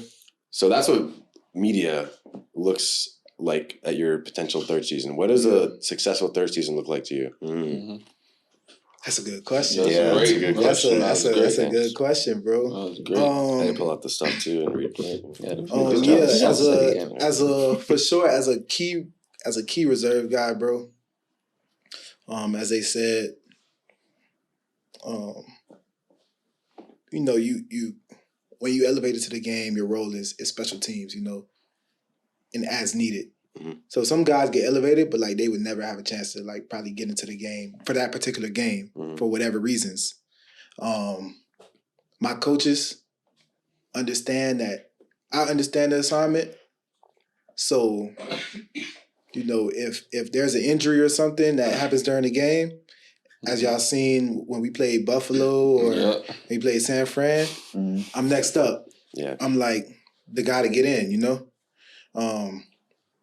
which is like, I mean, it would definitely be that way if I was on the actual roster, but they make these roster up whichever way they decide to, and I just gotta like, force my way in there some way, somehow. But Definitely this year I think that because I've done it that way,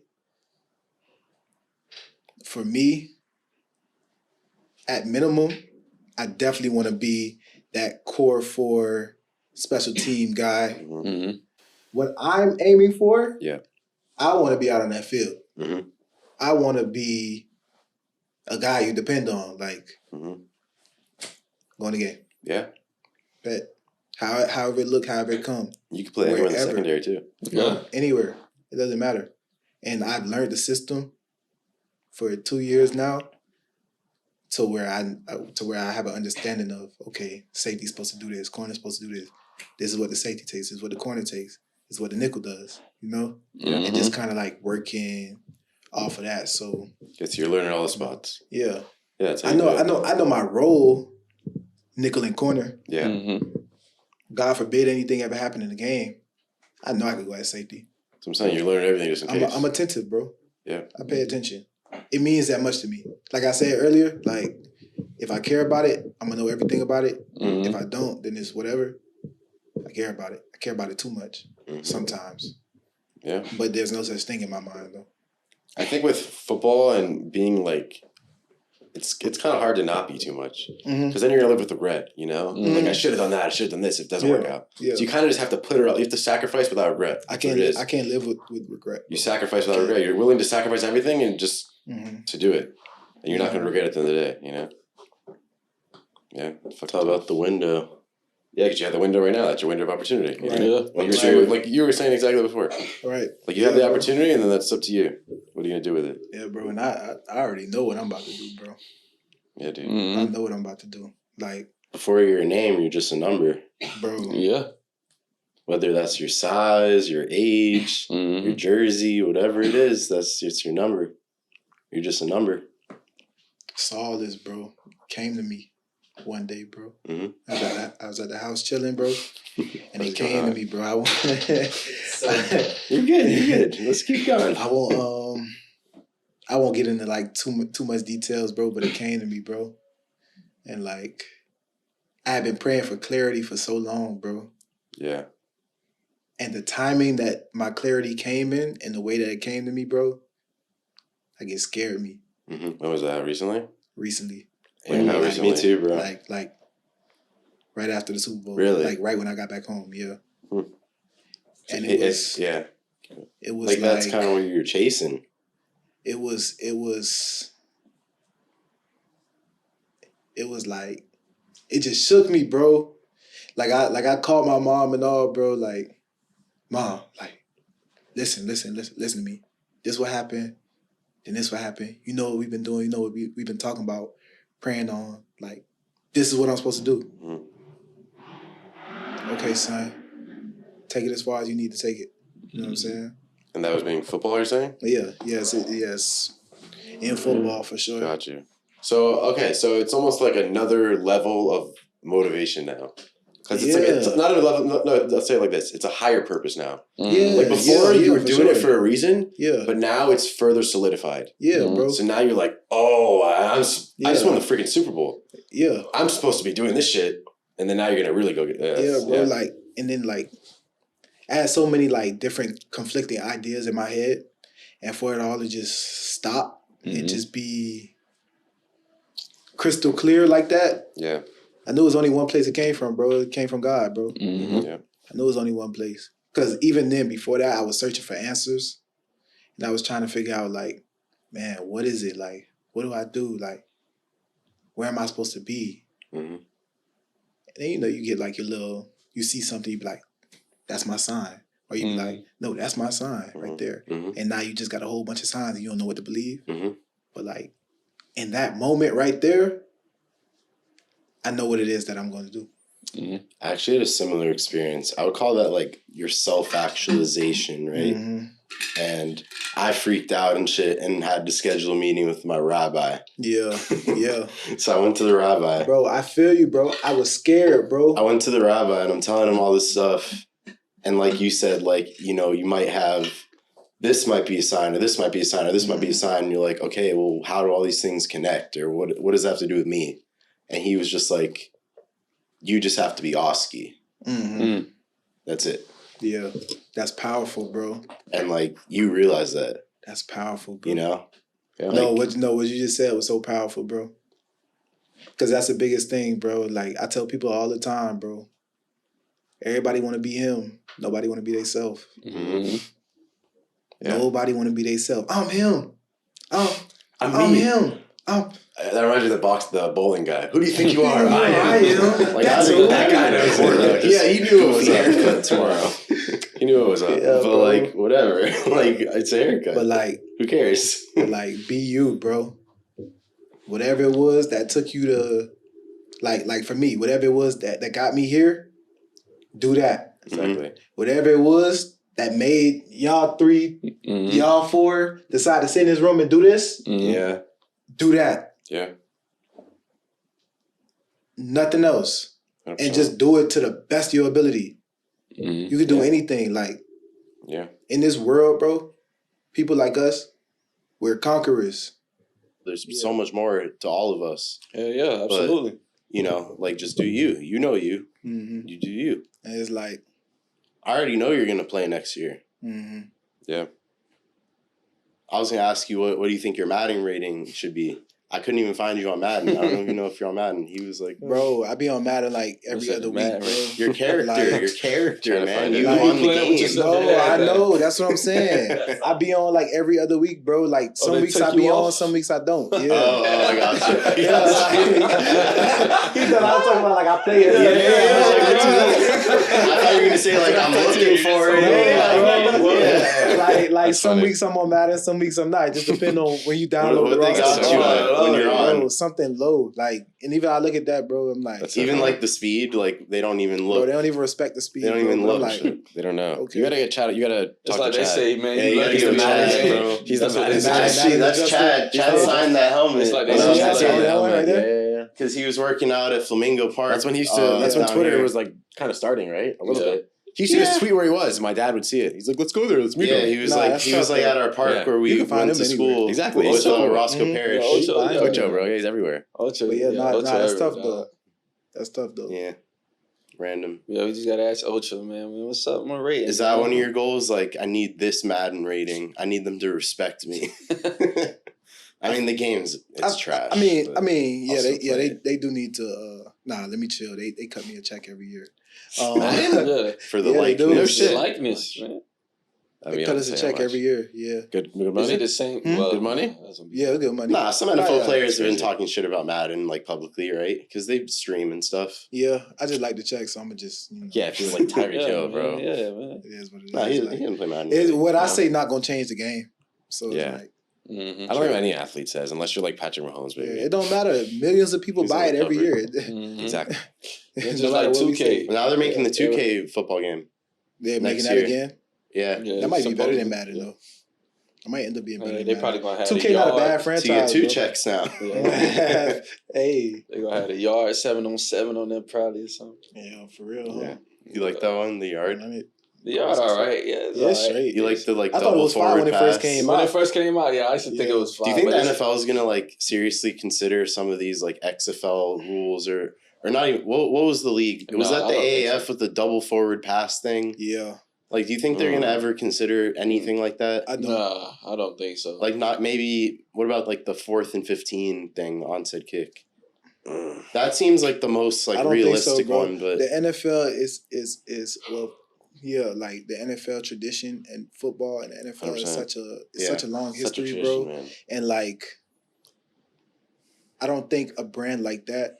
Let's just talk about it from a business standpoint. I don't think a brand like that would let I don't even want to call it a lesser brand because some good players in there. You know what I'm saying? No, but It's it's not not as a lesser established. brand. Not as Yeah, I know what established. you're saying. Lesser But, brand. like- Not saying it's a bad league, just lesser brand. yeah. The NFL is one of the biggest brands. Would let so, a I mean, would let a lesser brand influence the blueprint that they've already set in place. You know what I'm saying? I mean, the OG XFL did the They might do the Skycam. replay stuff. Yeah. Oh yeah, okay, that Yeah, makes that sense. replay stuff, they might get that into stuff that. they should do. Yeah, that's tough. cool. But as far as like changing the rules or the integrity of the game, there are football fans Yeah, who have been football fans for generations. Like, think about like Packers fans. Especially Chiefs. My granddad was a Packer. My Chiefs. They were the first few Super Bowls. Yeah, right. Yeah. Like, I don't think it goes to that extreme. No, I don't. Yeah. I wouldn't want it to though. I like the tradition of it, right? I like the tradition personally. Yeah. I mean, like, that's just the football I know, bro. Like, exactly. Well, because football is like, there's a history to it. Wasn't it like Max Crosby today that certain coaches, like Rod Marinelli's defensive coordinator, like makes him learn about the history of the game? Yeah. You know? Yeah. So you're big in the history of the game like that? Look, when did you, I mean, you started playing football when you were freaking like young, 5 years old. Yeah, young. What? No, that's really funny. Extremely young, bro. Yeah, I don't know. What are we talking about now? We're almost done now. No, you're talking about history. I was thinking of you said it was a fight and then a fantasy. Yeah. Like 11. When I try to put myself in that position, I can't, but like it almost seems like when the game is ending, you don't ever really feel like it's over. Like when was that moment, I guess, when you finally were like, holy, like we won, like it's over now? Like, did you know, like, immediately? Because you never know. Like, someone could drop the snap on the kneel down after that, like, stop. Like, not that it's likely, but... Yeah, I mean, all right. Like, what was it? Was it Edelman, that clip when he was like, okay, like, we can't celebrate it. And then Belichick was like, all right. Well, that's with the James White touchdown, Right. Yeah. Yeah, I mean, for us, it was, like, really... Because, like, we make the field goal to go ahead... And then we squib kick it. Everybody's still like on eggshells and whatever. Yeah. And then we got one more defensive snap. And really for us, it was when the ball slipped out of Jalen Hurts' hand. And we just kind of like looked around, looked to see if there's like any flags or anything like that. Looked at the time and everybody just rushed the field. And it was like, nah, bro, like we really just did it. And then we didn't come off of that like high right there for like, till like after the parade, bro. That's crazy. And even then, like, we, like our, DBs and like a couple other guys and stuff from the team. We went out to Vegas and celebrated that weekend, bro. So it's just like that's what we still was having like fun, you know, and still was like, bro, we really did this. Like this is crazy, you know what I'm saying? And like at the same time, it like everybody's living in the moment, but all I hear from everybody and how I felt too, like we got to do it again. Yeah, we got to do it again, bro. It would be insane. Like, one time is already insane. If you did it again. Yeah. Just imagine for Mahomes, like, he been to the Super Bowl, what, how many times in the past? Like, what, 4 or 5 years? Three, right? He won, won 2, lost 1, right? Mm-hmm. Just imagine he go again. That'd be crazy. Yeah, he probably will. You know? I mean, he's going back to back. What you were saying before that he called Patrick Mahomes' season. Yeah, he really called it. Like, it's crazy. Like, I literally asked Cap like 5-6 weeks before the playoffs. I said, man, y'all think y'all going to the Super Bowl? He's like, what? It's like, bro, not only we going to the Super Bowl, we're going to win the Super Bowl. Mahomes going to win MVP. He's going to win Super Bowl MVP. This is his GOAT year. I'm like, damn, yeah, okay. Yeah, bro. I remember when we had that conversation, bro. Without Tyreek, with the max contract, whatever. I'm like, damn. Taking up all that salary cap, and people are like, oh, they don't have enough money to build the team, da-da-da. That was crazy. I mean, and there's a guy like you just lurking in the shadows. Yeah. I mean, you know, they was counting us out all year anyway. Saying we wasn't going to win the division. Saying a whole bunch of stuff, but, like, all we did was put in the work, bro. Like, oh, snap. OTAs, all that. What was the emotions like beating the Bengals, man? Because, you know, like, it was like redemption. Like, y'all lost to them last year. They went to the Super Bowl. Like, that whole week, because earlier in the season, you know, we lost to them, and then going back to last year, we lost to them too. Yeah. Like, they had our number, bro. Like, we just wasn't finishing. Like, but, like, every loss, we realized, like, bro, the games were so winnable. Like, we were leading in every game that we played them, you know, and then we were like a couple plays away from winning the one before we beat them. So it was just like, bro, we just gotta get it done. But, you know, they was in Buffalo talking all they trash, talking about, you know, we'll see y'all in Burrowhead and, you know, Joe Burrow own Mahomes. And, like, I mean, yeah, like, y'all, that's y'all team. And You know, y'all feel that way. You know what I'm saying? Like that's nice. That's cool. Mhm. But in house, we was just like, bro, we just gonna keep this thing on wraps. We not gonna do no talking. The media gonna come with all the Burrowhead stuff, and we just gonna work, bro. Yeah. We just gonna work, and we know what we gotta do, man. At the end of the day, bro, like when they hit 0-0, bro. But I really remember though, defensively, coming in that week, and we had our coach basically just had like a list of notes on the board. Like he doesn't even like present like this usually. Has a list of notes on the board, and he's like, "Yeah, these are my notes from the past couple of games that we played. These are the key points. Bam, bam, bam. Okay, get with your coaches. Da da da. Okay, so the next day we come in, and he's like, "All right, this is the game plan right here. This is what we're gonna do on this side. This is what we're gonna do when they do this. XYZ." Mhm. Bro, that was probably like the first time that whole year he left the room. We had our little meeting, went down to the locker room, and everybody looked at each other like, bro, Coach Spag snapped on this game plan, bro. Like, this game plan right here, everybody loved it. Everybody was like, bro, we about to do it. Nice. Like, we about to do it, bro. And then just like, man, listen, we ain't gonna talk no trash. We just gonna show up and let the play do the talking. And then after, when we win, you know, we gonna celebrate. We going to the Super Bowl. And that's what happened, bro. You can't write a better story, bro. You really couldn't, bro. Especially your story, like, you know, you being an underdog, not only like just at the beginning of your career, just like your whole life, bro. You've been an underdog, and you still managed to be in the position you in today. Yeah, you didn't start. Yeah, you didn't play in the Super Bowl, but you still was a part of that. Mm-hmm. Whether you on practice squad or not, bro. Right. So like, maximize my opportunities, bro. Yeah. You feel me? For the year, I maximized them. I had to make peace with that, bro. Because it wasn't the easiest thing either. Mm-hmm. And I had to really make peace with that. Like, bro, just stay down. You feel me? Just because it's easy to, like, you know, get frustrated and be like, well, well, I'm not playing. But it's like with the ankle. I had to take myself back to like my Nebraska days. Exactly. Like, I'm gonna be in this role, but like, I'm gonna make sure I get something out of it, and I'm gonna make sure y'all get something out of it too. Yeah, you know what I'm saying? Yeah. And it's just like, I really had to make peace with that, bro. Like, I don't think y'all understand, bro. I really had to make peace with that because it was just frustrating. It's tough. I just thought of this question though, like, how much better do you think you are now versus being like you are now because you're going up against guys that start for the number one offense in the league, like your whole entire NFL career. Yeah. Right? Just going at it versus maybe you on another team where you could get in a little rotation and have a little playing time. Yeah. But you're not competing like that against the best offense every day. I mean, sometimes, bro, like the way how like I've talked to other people who've been in the league and stuff, like, and these are older guys, like guys like my college coach and stuff like that. Sometimes, bro, you gotta understand that it's a marathon, not a sprint, bro. Mm-hmm.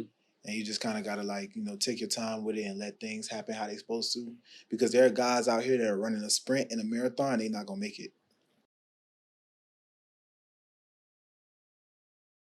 It's a needed thing for people to hear, you know, because a lot of times people that certain things don't go their way, they want to point the finger every time. Yeah.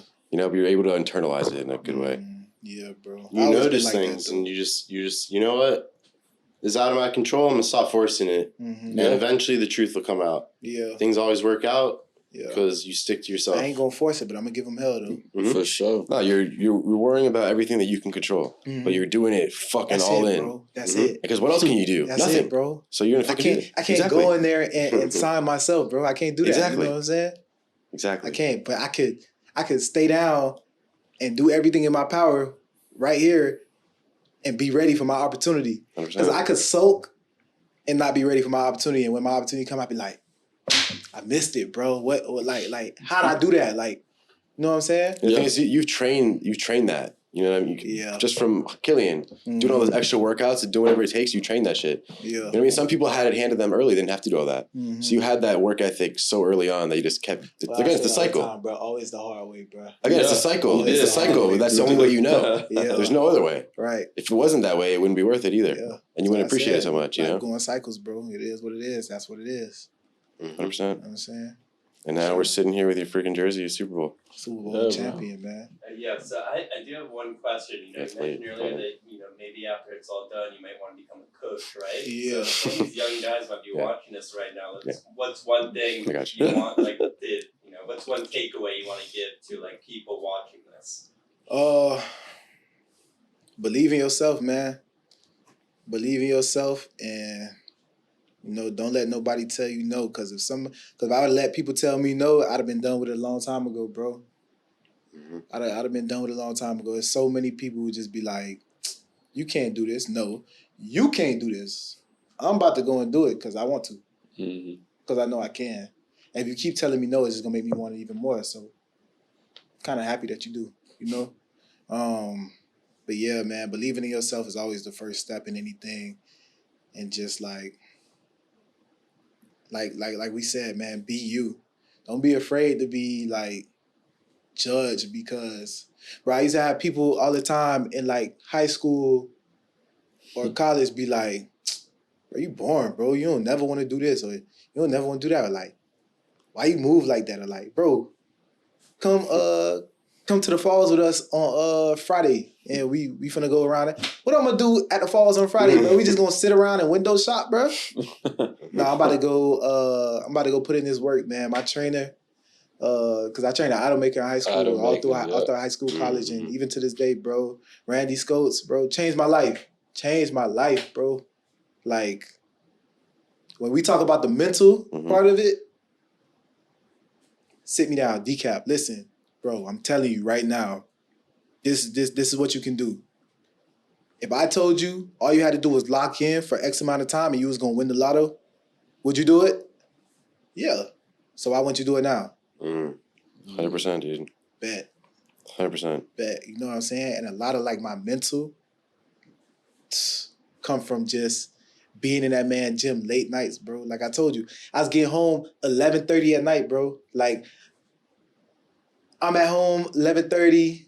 Now I gotta try to wash up, go to sleep, gotta wake up to get to school for 7:20 in the morning, bro. And everybody wondering why he always sleep. Bro, people used to take pictures of me I was notorious for that, bro. They used to call me Slumplord. Why he always sleep? You always sleep, bro. And I'm trying to stay up. I'm in class like this, eyes closed, sleep. Sometimes I'm like, man, I'm too tired. Just throw my head on the desk, throw my hoodie on, and just go to sleep. People take a picture of me boy, you asleep. Boy, you asleep. Good. Wake up yeah, I was. Wake up 10 minutes before class over and be like, hey, bro, you did the work? Yeah, let me see it real quick. You know what I'm saying? Yeah. But nobody understood, bro. Nobody understood. So you got all these people yeah, bro, I always knew you was gonna be this. Or I always knew you was gonna do that. It's okay. Dang, bro, you don't know what I went through, bro. You don't know what I was doing, bro. You don't know, bro. All you can do is say thank you and smile, That's it, bro. I just try to be a good person to everybody, bro. You know what I'm saying? Regardless of where I feel like it comes from, bro, I just keep bad energy away from me too. 100%. For sure. You know what I'm saying? Dang. Ending on this, because this just came to me, with you making it and everything, you in the league. Has anyone ever reached out to you that haven't talked to you in a long time? Obviously, y'all weren't really cool or anything like that, but now that you're in the league and everything, they kind of oh yeah, that's my boy right there. Oh yeah, let me ask you for this or ask you for that type of thing. If you get what I'm trying to say, yeah, for sure, bro. It's a lot of that, bro. It's a lot of that, especially culture down where we from. Everybody want to know somebody, bro. But at the end of the day, they not my boys. You my boy. You know what I'm saying? Or no, for sure. Bro, I know you. It ain't no bad blood at all. But we not. Of course, we just met you. We ain't locked in. Don't get it twisted. I went to high school with you. Yeah, but bro, I never called you for nothing. I never picked up the phone and been how I pick up the phone with Brandon and be like, yo, like, bro, guess what? You won't believe this, bro. Like, you feel me? Then we start talking for hours and stuff. Yeah. I never did that with you. So, like, why you just, like, thinking and it's like a different way how people are, too. I've had, like, similar thoughts like that, too, where I have a friend I've met at a party once or whatever. Yeah. And we've had, like, 2 or 3 or 4 long conversations on the phone like that over, like, a year maybe. And we're, like, boys. But then, like, you might know someone, like you said, from high school. You might have grown up with them or known them your whole life. But it's just like, all right, dude.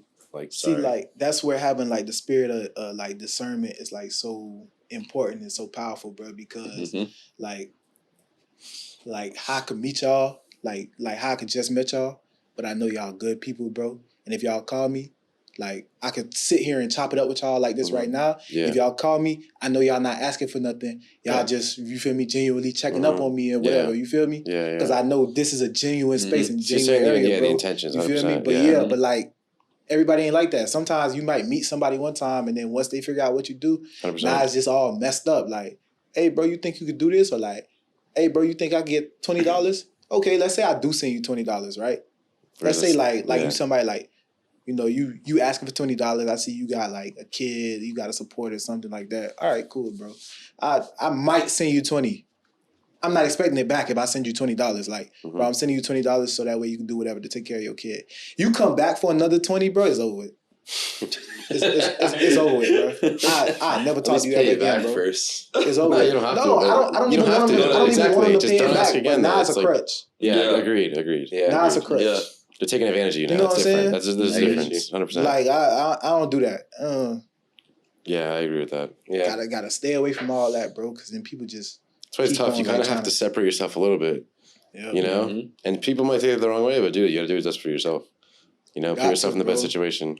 Got to. And can't help people until you help yourself. Bro, they could call me green all they want or whatever, bro. It's your life, man. At the end of the day, bro, I'm out here putting in the work, doing these drills, lifting this heavy weight, like, and you're putting your body on the line putting too, my man. body through it, bro. Yeah.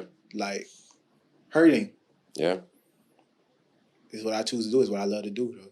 You know what I'm saying? It's fine. Something that you like to do. You know what I'm saying? I understand. Like, everybody struggle, bro. I struggled before. But it's just like, I didn't ask nobody for nothing. I had to put in the work, bro. So, like, just respect that. Because, like, I want you to be good, too. But, like, put in the work for it, please. Yeah. Yeah, I think that's pretty much the lesson that anyone could fucking learn just listening to you, bro, honestly. Is that you gotta fucking work. Yeah. Like, I'm a worker, bro. Dirty hands. To close it out, the thing you were saying with when you ran the 4.3 and you took your shirt off, that's like a movie scene. That is it not? It's like, I'm running 4.3. It's like, what? No, you're not. It's like, and everyone's just like, what? Then, you know, I can see that being a movie, dude. Seriously. It's freaking crazy. I was thinking, just to end on a more fun note, like we were talking earlier, you said you play Madden or like Call of Duty, but like what else do you like to do? Like if you were in college now, like what would you want your NIL deal to be? Like your biggest NIL deal? Like last week we had Joe and we learned that he makes a mean clam chowder from scratch. He likes to cook. Now listen to Fantasia. Yeah, so if you have any anything people don't know about you. Mad. Something that people don't know about me, bro. Or like what you were saying, something like it's a lot that people don't know about me. Like what else? What are your other hobbies? Like besides ball? Like if you have any, I know you're a tunnel vision, but come on, you gotta take some time off every now and then. Hobbies like I said, like I play games and stuff, bro. But like, I feel like that's just so common. I'm trying to give y'all something uncommon that I do, but like, yeah, man, I played it all ball. I was all ball for my whole life. That's how I feel like it is. I'm like though, that. Bro. I'm always very tunnel vision with stuff. But that's like my like. People be like, man, you gotta like take the edge off sometimes, but no, bro. Like I love this, you're bro. You're like, in that phase right now. I just love the feeling of like going out and just. You're also working, in bro. it right now. You know what I mean? You're right in it. Would you like Twitch stream when you're playing games? I don't do it, but I might start, bro. You thought about it? I might. I went and got a PC today, so I might start. Oh, dude! You went and got one today? So I got the NCAA 14 modded out. Yeah. I found some dude online. See, like that's stuff I want to do. Yeah, dude. Bro, that's honestly how we even got the podcast idea started. We were talking about that, and then he was like, "Let's do a podcast." I was like, "Okay," and then we started it. Bro. But I found a dude who made a whole mod on NCAA for high school. Yeah. Like national high school. And they're going to make the Heisman Challenge like high school. So it's going to be like Dalvin Cook at Central or like that. Like Amari Cooper at Northwestern. Him too. Go through it. So I wanted to like, when that dude drops that, I wanted to mess with it and do like a Florida man high school. And then whatever players that play the game could like be a coach of their school or like play as themselves or like whatever. Be pretty sweet. Nah, I'm gonna definitely get if you're gonna be on Twitch and like stuff, that, like bro. Yeah, we already got the Florida man team on there. Yeah, we got the jerseys in there. I'm getting it all set up. It's at the crib right now, man. So, man, I'm jealous. You know, for sure. I gotta get me one. Yeah, I guess we gotta wrap it up. All right, bro. I really, for real, appreciate you coming out, man. This was sick. Man, I appreciate y'all for real, bro. It's good to meet you. Good to get you. Bro. Yeah, it's good to finally meet you because we heard a lot about you from him, obviously. Good to meet y'all, bro. Like comfortable here, bro. Y'all good people for real, man. Appreciate it, man. Fop. Yeah, Fop. Shout out my boys. I'm gonna put a Fop song on the highlight. Yeah, you do. You got to. Yeah. You got to, bro. It's only right, you know? It's only right. All right, should we wrap it up? Look on the camera. All right, everybody. Thank you for watching. This was episode 5. Until the next one. Thanks. Like and subscribe. Oh, that was smooth. Cat. Cat. Yeah, that was fire.